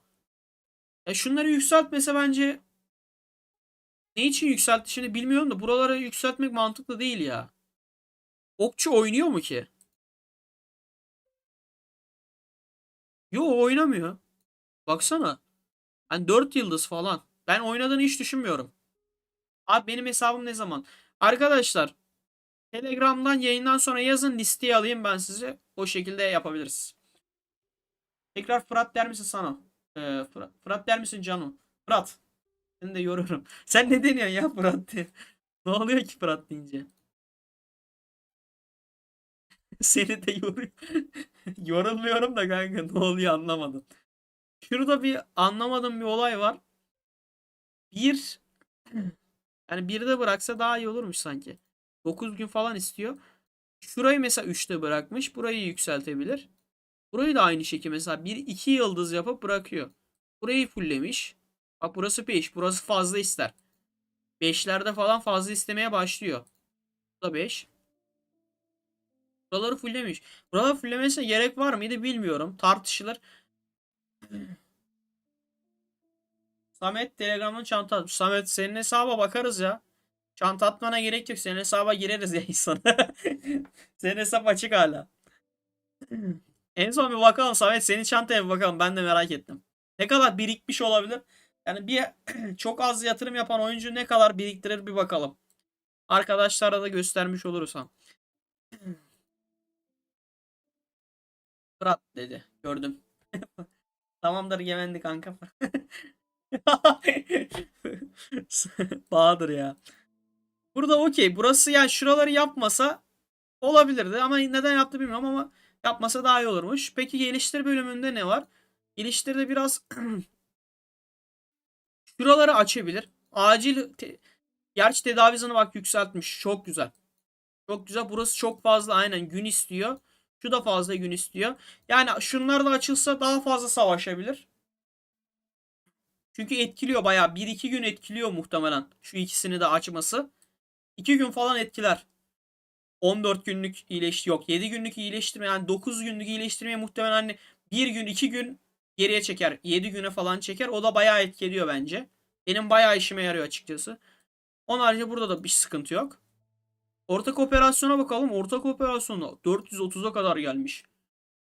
Ya burada bakılması gereken bir şey yok. Çünkü aşağı inmesi için mecburen maxlaması gerekiyor. Bundan dolayı zaten yapacak bir şey yok. Kanka oyunu takip etmek için attı da bir bakayım canlı, doğru mu? Benim de hesabı inceler misin? Doğru doğru, hesapta dolandırıcı değiliz. Senin hesabı da arkadaşlar, hesap inceletmek isteyen Telegram grubumuza gelsin. Açıklamada var Telegram grubumuzun linki. Oraya katılıp her yayından sonra, çarşamba yayınından sonra bana mesaj atabilirsiniz. Mesaj attıktan sonra ben sizi listeye alıyorum. Bir hafta sonra çarşamba günü sizin hesabı inceliyoruz. Sürekli böyle devam ediyor. Onun haricinde bayağı güzel. Burası da gayet güzel. Teknoloji de okey abi. Garnizona bakalım bir de. Abi burası niye böyle ekran değişti ya? Garnizon 2.6G. Üf. İşte 3 tane şey olunca garnizon bu da etki ediyor. Of. Abi bu çip olayı efsane. Bu arada neden? 75K mı? Bak bu sıkıntı işte. Şimdi şöyle neden sıkıntı derseniz şöyle bir bakacağım. Ne kadar kapasitesi var? Yo. Ha, asker çıkartmış, tamam. Bir an dedim ki hani 70K askeri mi var acaba? 87K asker. Hani 70K askeri olsaydı hani diyecektim 17K daha asker var. Garnizonun full olsun diyecektim. Fakat 87K asker dışarıdaymış. Ondan dolayı 87K 7 askerde kaç asker var? 90K'da 7 asker var. Süper abi. 2.6G'de şeyi var. Savunması da bence gayet iyi. Sağlam. Sağlam bir savunması var. Hatta hani 2.6'dan çok daha fazla bu arada. Şu gelsin hatta öyle göstereyim. Hesapta bu arada hata var mı ya? Hata yok hesapta.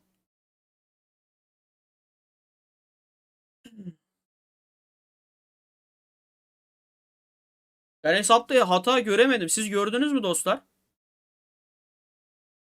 Yani şöyle bir geriye dönük düşünüyorum. Yine iyi hesap olduğunu ben direkt başlangıçta anladım. Neden? 640M CP'si var. 850 milyon, 800 milyon birinci ordu gücü var. Askerleri çıkar. Askerler çıkarılmış zaten. Şunu bekliyorum. Şu bir şu kaleye dönsün. 2.6'dan ne kadar çıkacak şimdi? 3'ü falan görürüz rahat. Geldi. 2 noktada ulan içi görmeyelim diye 2.94'te bıraktı. Şaka gibi. 2.94G. Gayet iyi. Tezuka Gaming. Hello my friend. Hesap bence süper. Para yatırılmış bir hesap ama yani gördüğüm kadarıyla her şeyi okey yani. Anladın mı? Her şey doğru alınmış, doğru yapılmış. Boş yere hani adam şey demiş kafada. Ben fazla para harcamayacağım. Hani yine harcayacağım. Ama harcayacağım para benim birinci orduma yetecek. Daha fazlasına gözüm yok demiş. Tamam mı? Adam gitmiş. Burada 4 tane savaşçısını dedim. Tek hatası ne biliyor musunuz? Bak. Bence şurada Francis'in silahını da 5 yıldız yapabilirdi. O da hani paket hatası diyebilirim buna da sadece. Bunu 5 yıldız yapsa çok daha güçlü olur. Çünkü gerçekten silah bayağı etki ediyor. Çünkü şuradan yetenek de bayağı güzel geliyor. Bir tane yetenek açılıyor direkt. Buradan bu eklenebilir. Ayrıca hani silah konusunda paket almak isterse bir de şu. Tristan'ın şu silahını kırmızı bir yıldız yaparsa en kötü. Buradan da çok güzel hani sağlam şey kazanacak. Beceri kazanacak. Neden? Çünkü 4 tane savaşçı kahramanı var birinci ordusunda. Yani hızlı bir güç kazanayım diyorsa bunu yapması lazım kesinlikle. Çok kısa yoldan direkt güç yani. Madalyaları kullanma sebebimiz ittifak düellosu. Çalışırken oyunda olmuyorum. Çoğu paket gidiyor. Hmm.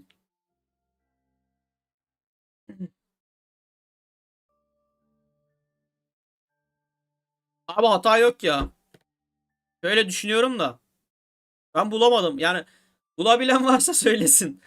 Hani benim söylediğimde sadece hani paket belki o adamın o zaman hani belki bir işi vardı ya da görmedi hani onu da 5 yıldız yapmamasının sebebi belki olur yani. Ona da bir şey diyemeyiz. Çünkü dediğim gibi hani paketlere pek bir şey demiyorum. Çünkü adamın belki o zaman belki bir işi vardı önemli alamadı. O olabilir. Neden olmasın yani.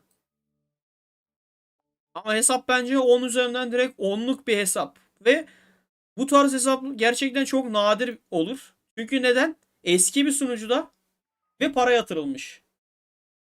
Şimdi eski sunucuda oynayan birisi için oyun karanlık tamamen. Hani hiçbir bilgi paylaşılmıyor adam akıllı. Hiçbir şey yok ortada. Hani kim nasıl gelişecek adam akıllı bilgi paylaşımı yok. Bundan dolayı bana kalırsa hesap direkt 10 üzerinden 10. Hani sıfır bilgi paylaşımıyla muhtemelen hani daha önce oyunlar oynamış. Ondan dolayı bu şekilde diye düşünüyorum. Harbiden helal olsun. Selamünaleyküm. Mehmet hoş geldin. Aleykümselam. Dördüncü sezon mu? Dördüncü sezon sanırım. Yani kış sezonu bu sunucuda dördüncü sezon oluyor sanırım ya. Kaçıncı sunucuda? 57 miydi? 58 mi? Ha, 58. 58'de. 58'de 65 milyar gücü var ittifakının. En iyi ittifakta. Bir, ittifakı en iyi. 2, adamın balinası oyunun yani çaprazın en iyisi. Bunlar hep artı bak. Üçüncüsü bak bana göre kişisel güçte geride olup aşamada çok ilerideyse bak adam kişisel güçte 51. sırada aşamada 16. sırada. 3 artıya bak. Bunların hepsi artıdır. Bence direkt 10 üzerinden 10. Selamünaleyküm. Bizde S3 kış sezonu. Sizde aynen Henry sizde 3. sezon kış sezonu bu hesapta bu sunucuda 4. sezon oluyor. Çünkü virüs sezonu diye bir sezon vardı. O olmadı bizde. Bizde de olmadı. Sizde de olmadı.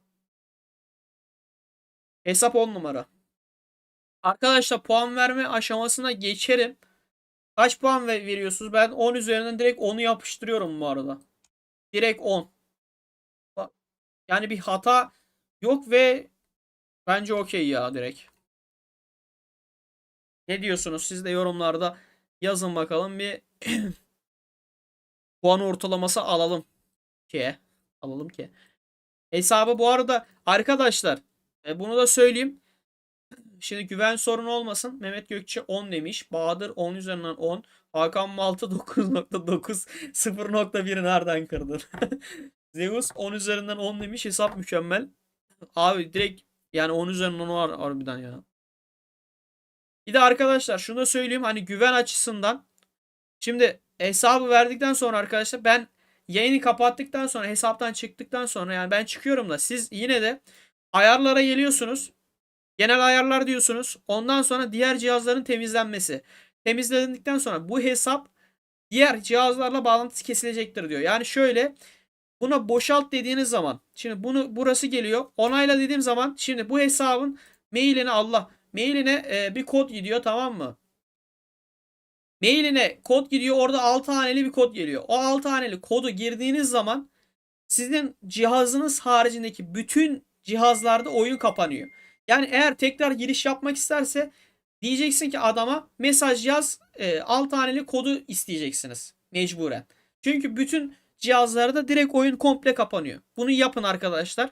Genel ayarlar bölümünden. Hesaptan ben çıkıyorum ama siz yine de bu garantiyi alın, yani haberiniz olsun. Size de bu şekilde bilgiyi söyleyeyim. Üçüncü hesaba geçiyoruz dostlar. Yani bu hesap direkt 10 üzerinden 10'u hak etti abi. Mükemmel bir hesap yapılmış. Bitrate düşüyor herhalde ya. Bitrate. Kurban olayım Ömer Paşam olasan. Arkadaşlar ufak bir türkü molasına girdik. Üçüncü hesabı açarken reklam molasından şimdi çıktık. Şimdi üçüncü hesap Samet de 10 üzerinden. Mert Atalay 10 üzerinden 10. Enistar 10. Beyto 10 üzerinden 10 harbi. Herkes 10 üzerinden 10 vermiş. Harbiden öyle bir hesaptı yani. Hani bir hata bulamadım. Gerçi ben bile yani bir şey bulabilirdim ama yani bulmak istemem abi. Çünkü hani adam zaten eski sunucuda ve her şeyi yapmış zaten. Yani mükemmel yani. Süper. Arkadaşlar şimdi bu hesap Hüso. Kalesi bir seviye. Ve bakın burada kim var? Burada da ben varım arkadaşlar. Bizim sunucudaki bir arkadaşımızın hesabı. Hüsnü'nün hesabını inceleyeceğiz şimdi. Burada da Ozan Cengiz var. Namı diğer ben. 58'de birinci olduğuya bu kadar değer verip doğru yapması olmuyor. Harbiden öyle ya. Ya tam benim kafada yapmış yani. Ben oyuna başlamadan adam benim kafada hesap yapmış direkt ya. 217 değil bu Zeus. Yo yo 200, geldi 217. Yo yo bu 217 değil. Arkadaşlar bu hesap 203'te bizim sunucuda direkt. Bizim sunucuda bizim ittifakta. Şöyle kişisel güce bir bakalım. 290. sırada kişisel güçte. Aşama sıralamasında yok. Bak aşama sırasında olması lazım ama ya. Bu niye yok? Olmamasının sebebi bence birinci ordusu güçsüz. Muhtemelen. Şimdi bir bakacağız. Oranları bir getirelim şuradan. Aa bu niye 30'da? Oo Hüso ne yaptın? Bak şunları falan kesmen lazım. Hüso biz ittifaktaki herkesi 70'e 80'e çıkarttı. Bak bak bak. Hüso bunları yapman lazımdı. Niye yapmadın? Bak Hüso bunları yapmazsan işte gelişemezsin. Bak şu an 22'desin ya. İttifaktaki %80 oyuncuyu biz burada 78. level'a getirdik. Buradan mesela hepsinden şuradan ikişer tane buradan vitesleri topladılar. Şuradan buz kristalleri işte kar topundan ödülü falan aldılar. Bunları yapman lazım. Bak bunlar çok geride kalmış senin. Ha, yeni aldın. Neyse birinci orduya bakalım. Özel mesaj baksana oyundan. Benim bana mı mesaj attın? Bana mı mesaj attın, bu hesaba mı mesaj attın? Ha bu. Ne ara buldun da attın kanka ya. Sol yazmış bir de. Ben de bir şey yazdı zannettim. Sol yazmış. Bir de bulup atmış ya bir anda. Ya benim Ozan Cengiz'e mesaj attı zannettim. Buraya yazmış ya. Yusuf kaç hesabım var? Bir bakalım şimdi. Oranı kaç abi? Oranlar. 828'e 795. Bir tık zayıf. Bizim sunucuya göre zayıf Yusuf. Bir tık zayıf hocam. Hocam bir tık zayıf. Kahramanlara gelelim. Savaşçı oynuyor bu arada. Şimdi savaşçı oynuyorsan senin yapman gereken şu Tristan'ı fullleyeceksin Yusuf. Yine mi geç kaldı? Oho Miray yayın bitecek ya birazdan. Hoş geldin. Şaka yapıyorum. Hoş geldin. Yeni gelen arkadaş hoş geldiniz. Arkadaşlar bu arada ufak bir hatırlatma yapayım. Hatırlatmayı yine unuttum. Yayını beğenmeyi unutmayın arkadaşlar. Yayın öne çıkıyor da yayının sonuna geleceğiz neredeyse. Öne çıksak bir işe yarar mı bilmiyorum da. Beğenirseniz süper olur arkadaşlar. Yayın 40-50 izleniyordu. Hatırlatmayı unuttuk ya. Üçüncü hesaba geliyoruz öyle hatırlatıyoruz. Neyse. Arkadaşlar Hüso bak ben sana hataları söylemeyeceğim direkt. Neler yapman gerektiğini söyleyeceğim. Bu tarz hesaplarınız varsa arkadaşlar siz de bu tarz hesapları şey yapabilirsiniz. İnsan haber verir. Telegram'dan yazdım ama Telegram'dan Telegram'a kontrol etmen lazım. Telegram'a katılmadıysanız arkadaşlar Telegram'a katılmayı unutmayın bu arada. Şimdi yapman gereken Hüseyin şeyleri kahramanlardan Tristan'ı 5 yıldız yapman lazım. Francis'i 5 yıldız yapman lazım. Evrensellerini bu ikisini harca tamam mı? Şu ikisini harca ordunu biraz güçlendir. Öncelikle bunu yapman gerekiyor. Ayrıca kahraman ekipmanlarına girdiğim zaman 20 tane sarı ekipmanın var mı senin? Var. Güzel. Bakayım. Bak bunları hiç vermemişsin. Gayet güzel. Tamam. Yapman gereken ekipmanlar bölümünde ise bunları aynı bu şekilde eşit götürmen lazım. Mesela bu 75 ise bunu da 65 yap. Hepsini ama. Hepsi de öyle yapılmış. Gayet iyi. Çok güzel. Çekirdekleri bak. Sen Hüseyin senin sıkıntı ne biliyor musun? Ben sana sıkıntıyı söyleyeyim. Sen gelişimi doğru yapıyorsun ama kaynakları alamıyorsun tam. Bak oyunda mesela örnek veriyorum. Bak şu zombi kuşatmasına katılman lazım. Biyolojik savaşa katılman lazım. Ondan sonra Yüce Savaş bölgesine girip her pazar mesela her cumartesi buradan şu ölülerin hepsini toplaman gerekiyor. Bak bunlar free to play oyuncular için altın değerinde. Sen gelişimi tam iyi yapıyorsun ama bu tarz etkinliklere katılmazsan, bunları almazsan hiçbir zaman hesap hani doğru güçlü olmaz. Bunları yaparsan da çok güçlü olur. Free to play oyuncuysan free to play diğer oyuncuları çok rahat ezebilirsin bu şekilde. Anladın mı? Bak. Bak ittifak Frankenstein vardı bak Frankenstein'e katılmamışsın. Mesela Frankenstein'e katılsan 2 günde bir hani 30 tane çekirdek alıyorsun kafadan. Anladın mı? Bunlara katılman lazım mesela. Fırın savaşına, diğer savaşlar her şeye ya bu tarz etkinliklere en kötü hani girip rally açacaksın, bir şey yapacaksın. Bu şekilde yapman gerekiyor. Ekipmanlar falan gelişim okey bak. Kahramanlarda sıkıntı var biraz. İşte dediğim gibi Tristan Francis'i de yaparsan okey. Ama ekipman konusunda hani eşit götürmüşsün ama az ekipman var. Çantaya bir bakalım.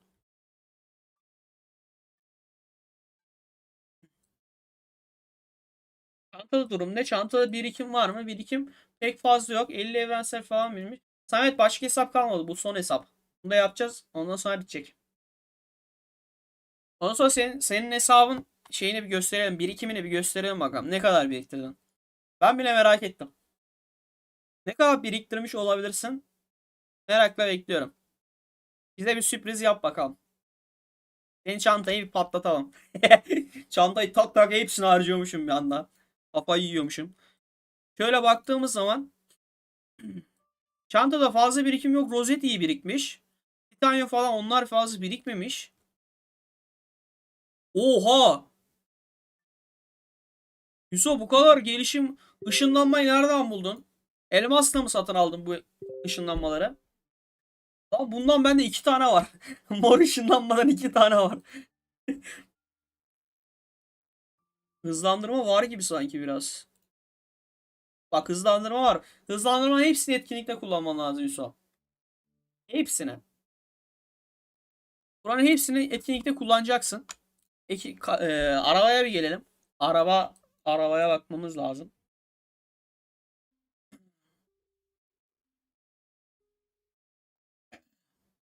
Araba 98 level. Araba 98 bak bu olmaması lazım işte. Bak buradan saf güç alabilirsin mesela. Nasıl alabilirsin?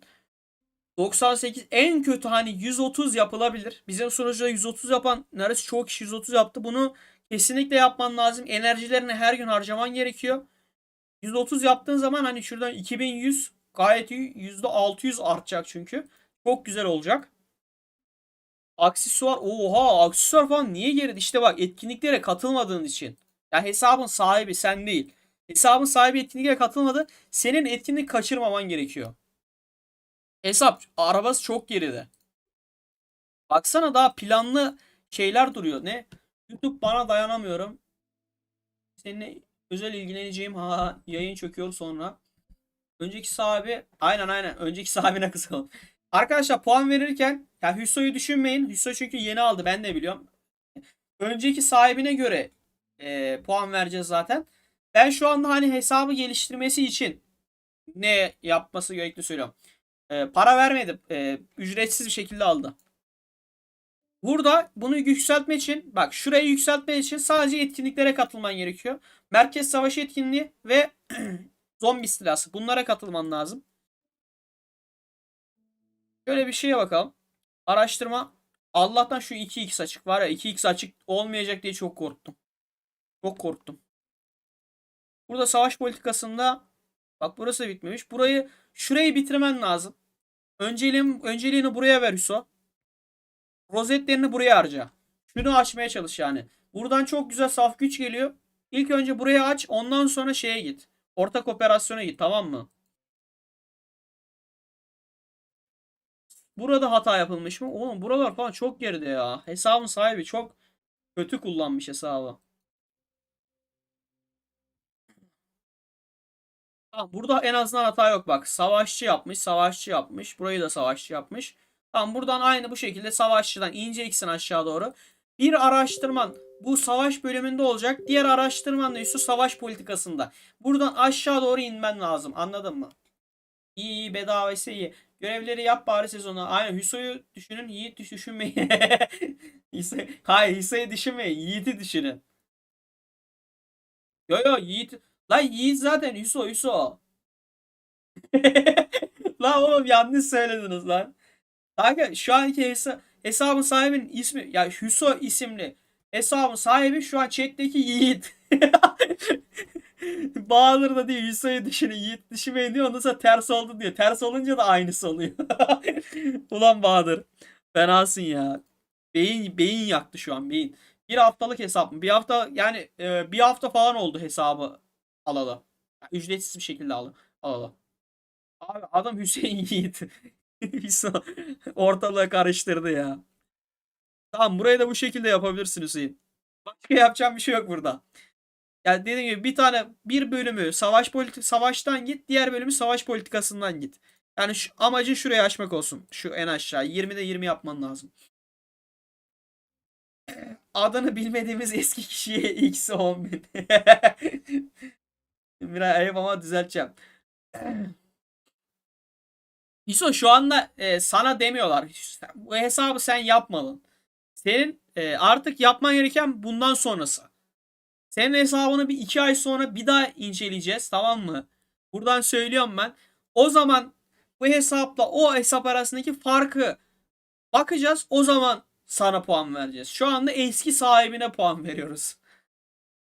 Okey mi? Bu arada askerin çıkıyor Hüseyin. Şöyle yapayım ben basayım asker. Bunun haricinde garnizonda durum ne? Tık dedim garnizona baktım. 145 milyon.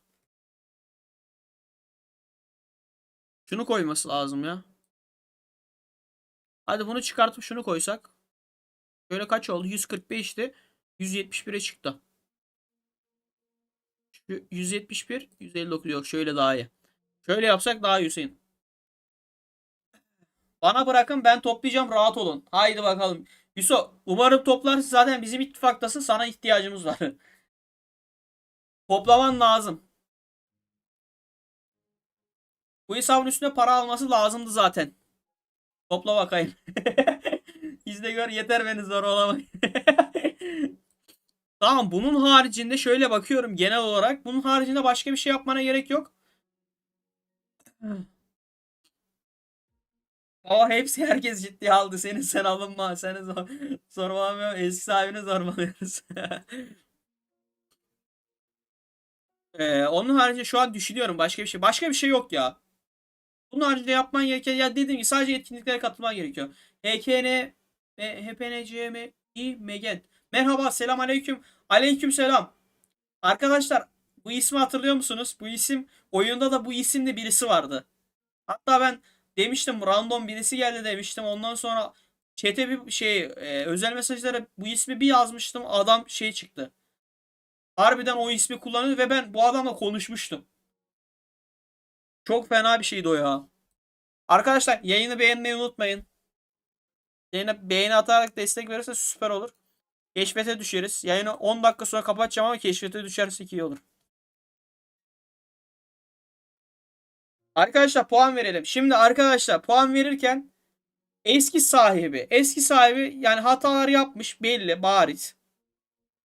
Hüso umarım toplayacak. Ben Hüso'ya güveniyorum. Bizim ittifakta umarım etkinliklere falan tam katılım sağlar.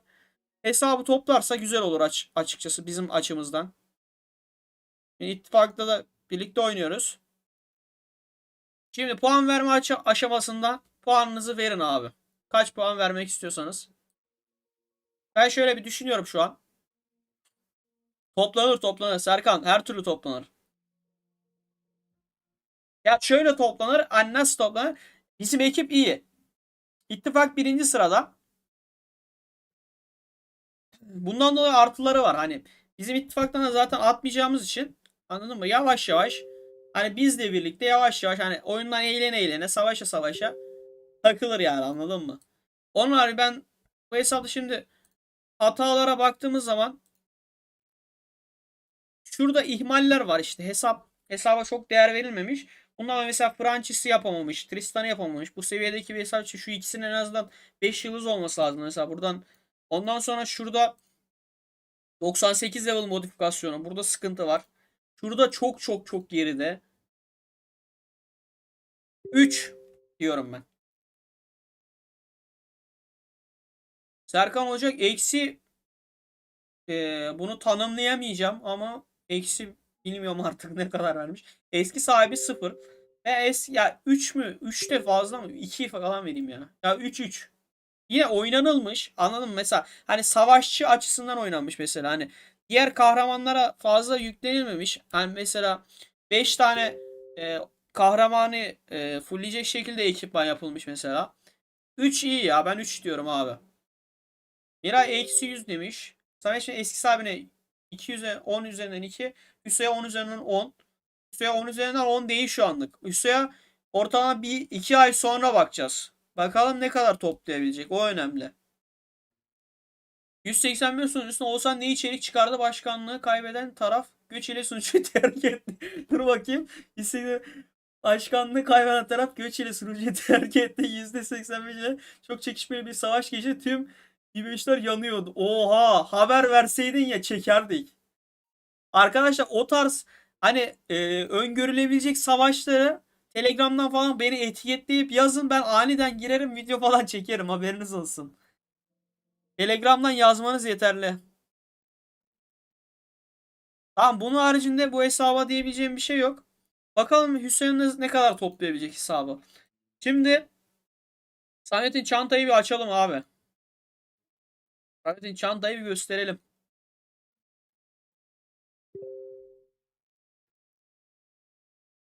Gösterelim de bunu nasıl şey yapacağız? Dur bakayım. Geldi. Ekranı verdim dostlar. Dostlar ekranı verdim. Samet. Samet diyorum ya. Hüseyin. hesaba güvenip verdiğin için bu arada teşekkür ediyorum. Ayrıca diğer arkadaşlara da teşekkür ediyorum. Hesabı Allah. Bitrate düştü. Kaybedilen kareler bitrate fena düştü. Oo, internet patlıyor beyler. Samet'in yemin ediyorum Samet'in hesapta bir sıkıntı var. Vallahi bir sıkıntı var. Bak girer girmez bitrate kırmızıya düştü. İnternet nasıl arkadaşlar şu an? Yayın güzel mi? Arkadaşlar yayın şu an iyi mi? Nasıl şu an mesela çantayı açayım şöyle. Kahramanları açayım. Net mi? O kırmızı gösteriyor yine. Vallahi düşürdü kırmızı gösteriyor. Yemin ederim OBS'te kırmızı gösteriyor şu an. Bitrate düştü. Nasıl şu an? Güzel mi? Kardeş param varsa yükseltin. Kolay Osman dediği paketleri al yaklaşık 5 ay toplarsın. İyi iyi okey. 10 FPS efsane. 10 FPS. Bu arada harbi oğlum nasıl bir sıkıntı var? Samet'in hesaba girmem yetiyor düşmesi için. Nasıl bir böyle bir şey olması imkansız ya. Samet burada mı? Ya Samet'in hesaba birisi komplo düzenliyor. Samet hesabı bekliyor birisi tamam mı? Lan Samet'in hesaba girdi bu ben bunu internete bir vurayım diyor muhtemelen. Ya böyle oluyor ya da açıklanamayan bir sebepten dolayı artık ne bileyim abi. Samet'in hesabı bak ilk başta ilk şeyde ne olmuştu Samet? Yayına bekledi gelmeyi tamam mı? Bekledi. İşten çıkış eve kadar yürüdü. Hiçbir sıkıntı olmadı. Adam eve girdi. Canlı yayında çantasını hani etkinlikte patlatıyorduk çantasını. Eve girdi. Adamın atı yayın gitti komple. Komple yayın çöktü. Abi böyle bir şey olabilir mi ya? Ama inşallah bu sefer yapacağız ya. Umarım bu sefer yapacağız. Arkadaşlar bu arada şöyle bir şey yapabiliriz eğer istiyorsanız. Samet gibi çantayı sağlam biriktirirseniz mesela örnek veriyorum. Şu an bakmadım ama hani etkinlikte çantayı sağlam biriktiriyorsanız ve hani canlı yayında yapmak istiyorsanız hesabınızı önceden yani bana bir gün önceden atarsanız Telegram'dan yazıp mesela örnek veriyorum. E, Pazartesiden başlayıp cumartesiye kadar hani bir gün birinin hesapta bir gün birinin hesapta gibi çantalara harcayarak canlı yayın yapabiliriz. Haberiniz olsun. Eğer istiyorsanız Telegram'dan ulaşabilirsiniz. Hem gücü görürüz ne kadar güç artıyor falan filan diye. Samet siyah ekran geldi mi siyah ekran? Geldi mi kapak sesi? Pek şarkı ağzıma takıldı. Samet'in hesaba bakıyoruz abi. Çantasına bakıyoruz. Birinci ordusu 157'ye kadar çıkmış. Polis aracı kullanıyor. Şimdi hassas parça 1500 birikmiş gayet iyi. Kale seviyesi kaç? Of. Of of of. Kale seviyesi 2'ye vurur direkt. 2'ye vurur da yetmeyecek ama. 2'ye vurup savaşçı kampına yetmeyecek. 9, 18, 27, 36, 45 diyor. 450 buraya gidecek. Tamam mı? 450 buraya gitse nerede? 220, 1100 de buraya gitse 400. Aa yetiyor. 1100, 1500 hani 1600 olsa yetiyor direkt. Samet direkt mesela kaleyi 2 yapıp direkt savaşçı kampını yaptığı zaman etkinlikte direkt saf gücü oradan alacak mesela. Çok güzel. Hassas parça iyi birikmiş. 1K çekirdek birikmiş. DX güzel birikiyor. 70 tane bu ileride çok lazım olacak. 287 tane ekipman birikmiş. Bu da puan verir. Kristal puan vermiyor. Önemli değil. 550 tane evrensel birikmiş. Yine bayağı iyi birikmiş bu arada. Twitch falan geçelim o zaman ya. Twitch'e de dur bakalım. Lan gitti mi? Harbi mi diyorsun? La korkutma ya Mert. Abi yemin ederim 1K falan bitrate fena düştü. Hızlıca gösteriyorum dostlar. Dostlar hızlıca gösterip kapatıyorum yayını. Yemin ederim gitmeye başladı yayın. Çok garip. Abi çok garip. Vallahi çok garip. Ciddi ciddi yaşanıyor mu bu şu an ya? Abi interneti falan kapatayım dur. Ben kapattım. İnternet falan kapattım. Her şey kapalı şu an. Neyse hızlı bir şekilde gösteriyorum dostlar. 550 tane turuncu parça birikti. Corleone 160. Oo, 700 tane falan sarı parça birikmiş abi. Düzeldi. Düzeldi. Düzeldi. Arkadaşlar yayın görüntü kalitesi düşükse bir F5 atın. Düzeldi şu an. Şu an düzeldi. Yeşil şeye geçti. Tamam, rahatız. Abi yemin ederim korkuyorum ya. Samet'ten çok korkuyorum. Böyle bir şey olamaz ya. 47K rozet birikmiş. Şimdi 600 evrensel desek. 600 var mı? 600 rahat var. 550, 600, 700, 780, 800 tane evrensel var. Sarı parça yani. Sonrasında 47K rozet var yine. 47K rozet. İyi puan verir. Ayrıca şurada da 250K vites, 1100 titanyum, 1300 de şey var. Plan var. Buradan da güzel puan toplar. Gayet iyi. Buraya gerek yok zaten. Şurada durum ne? Hızlandırmaya şuradan baksak nasıl olur? 1K var mı? Oo, 1500 hızlandırma var. 1500 saat hızlandırma, 500 saat eğitim hızlandırması, 267 inşaat hızlandırması, 780 saat teknoloji var. Felaket iyi hızlandırma birikmiş. Bahadır Kaya 10 Kay üyeliği göndermiş. Bahadır kesene bereket.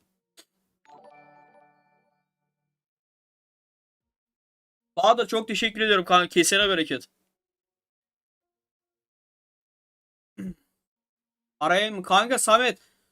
Normalde Fatih'le yayın yapacaktık. Sırf korkumdan, yayın kapanma korkusundan bu olaylar yaşanacağını öngördüğüm için hiçbir yere bağlanmıyorum şu an. İnternet fena sıkıntıda. Lanetli bu adam. Samet'e çıkmadım yine ya. Bakayım mı? Mehmet'e çıkmış. Yunus. Komutan. Milo'ya çıkmış. Jester'e çıkmış. Fatih'e çıkmış. Mert Altan'a çıkmış. Yok, çıkmıyor abi. Çantayı bitirmeden yayın bitecek. Yayın bitecek. Hızlandırmada da bu şekilde. Bu arada yine ya en son etkinlikte ilk üçe mi? Üçüncü olmuştu yanlış hatırlamıyorsam. Ya üçüncü ya ikinci olmuştu Samet. Bu sefer yine ilk üçe girer gibi ya. Rahat girer gibi. Kahramanda durum ne? Kahramanı merak ettim. Abi hepsini fulllemiş bak işte. Hani düşük yatırımla da yapılıyor abi işte. Bak adam mesela hani düşük yatırım 3 yıldız yapıp bırakmış. 3 yıldız yapıp bırakmış. 3 yıldız yapıp bırakmış. Sadece savaşçıların silahlarını alıyor mesela. Bunda 2 yıldız yapmış. Ondan sonra mesela başka silah aldın mı sen? Yok. Daha diğerlerinin kahramanlarını bile almamış mesela. Bunlara falan hiç ellememiş. Bu şekilde oynayacaksın abi işte.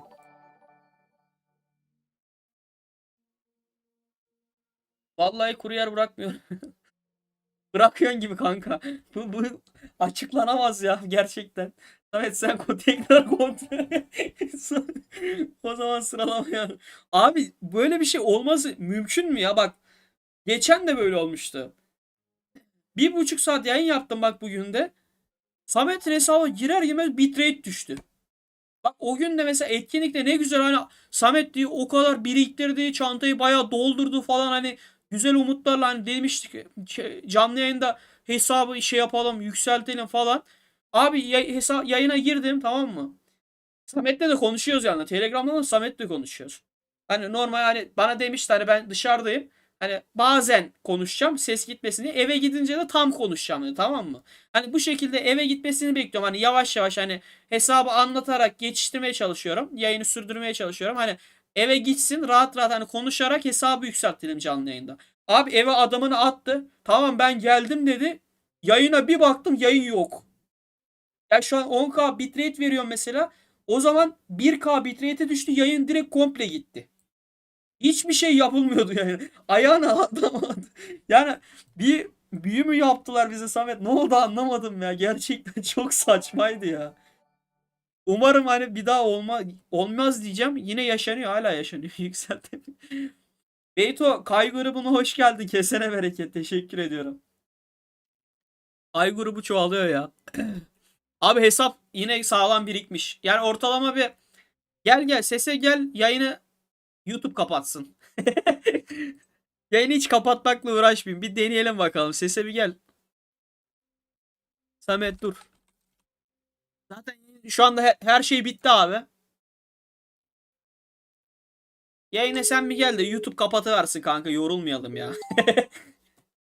Samet, dur bir dakika, sesin gelmiyor. Selamünaleyküm. Heh, sesin geliyor şimdi. Aleykümselam. Samet'in sesi geliyor mu Alo. arkadaşlar? Bana net geliyor ama. Geliyor mu? Geliyor geliyor. Bana net geliyor. Selamünaleyküm. Aleykümselam, hoş geldin. Hakan Balta Kayu üyeliği göndermiş. Yok, Kayu üyesi olmuş. Yok, Kayu üyeliği göndermiş. Hakan Balta kesene bereket. Allah, ses gitmiyor şimdi. Alo. Sesim geliyor mu? Evet, şu an geliyor. Benim sesim geliyor mu şu an? Kanka. Geliyor mu Uza. ses? Geliyor mu sesim? Abi sesle bile konuşamıyoruz ki. Arkadaşlar sesi geliyor mu size? Selamünaleyküm. Aleykümselam. Speak mikrofon. Hadi şunu kullanalım. Kanka geliyor mu şu an sesim? Ses geldi mi? Geliyor geliyor. Aynen. Bana Geliyor. geliyor sesin. Tamamdır. Yayında var mı? Arkadaşlar sesi net geliyor mu size?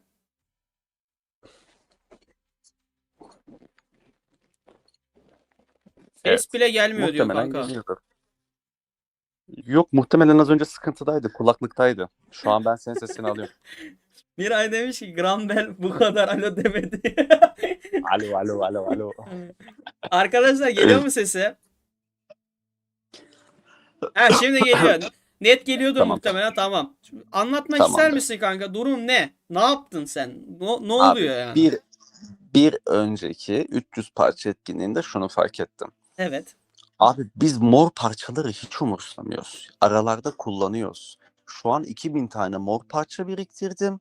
Yani ve bir tane mor parça kaç puan veriyordu etkinlikte? 150 puan veriyor. 2000 mor parçadan 300 puan geliyor. Evet. Ve bu 1-2 hafta daha birikecek. Bir, mor parçalara önem verdim.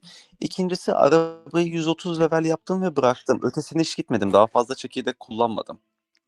Kanka Çekirdek okey yok. okey. Çanta Vites güzel vesaire birikmiş. kullanmadım.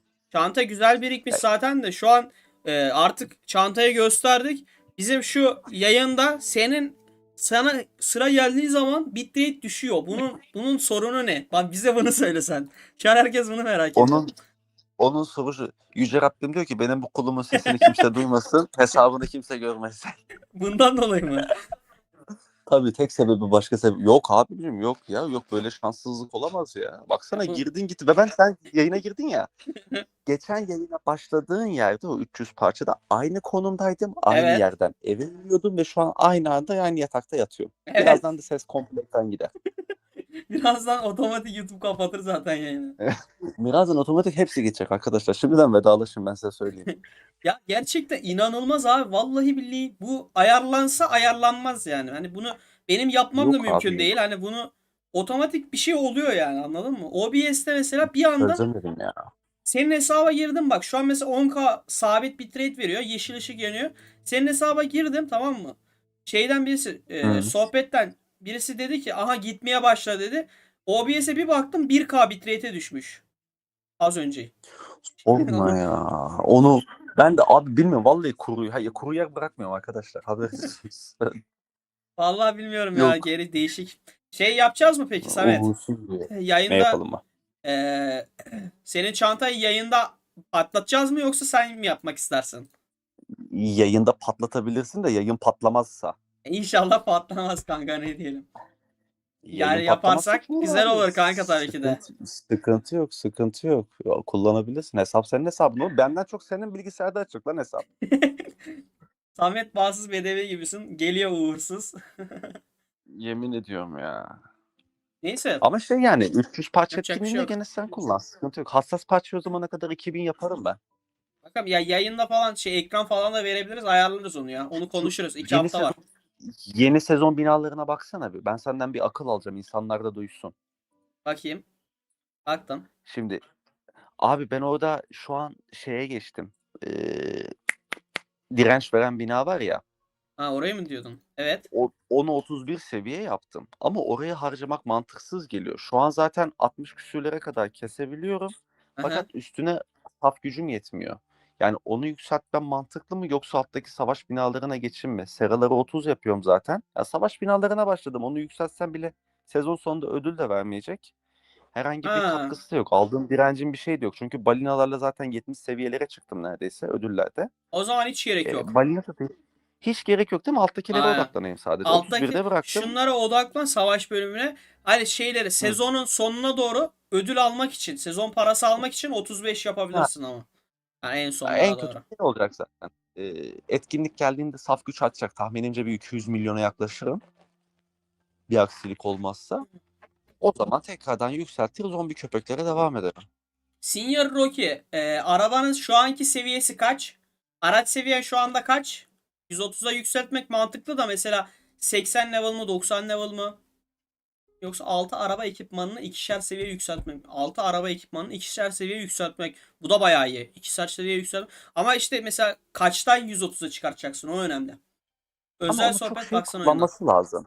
Heh. Onu çok özel kullanması lazım. Şeyden dolayı etkinliklerde mesela Titanium'da bir araba istiyor 220. Onun matematiğini yapıp çantasını full verimiyle kullanması lazım. Evet. Onun Haklısın. matematiğini iyi yapman lazım.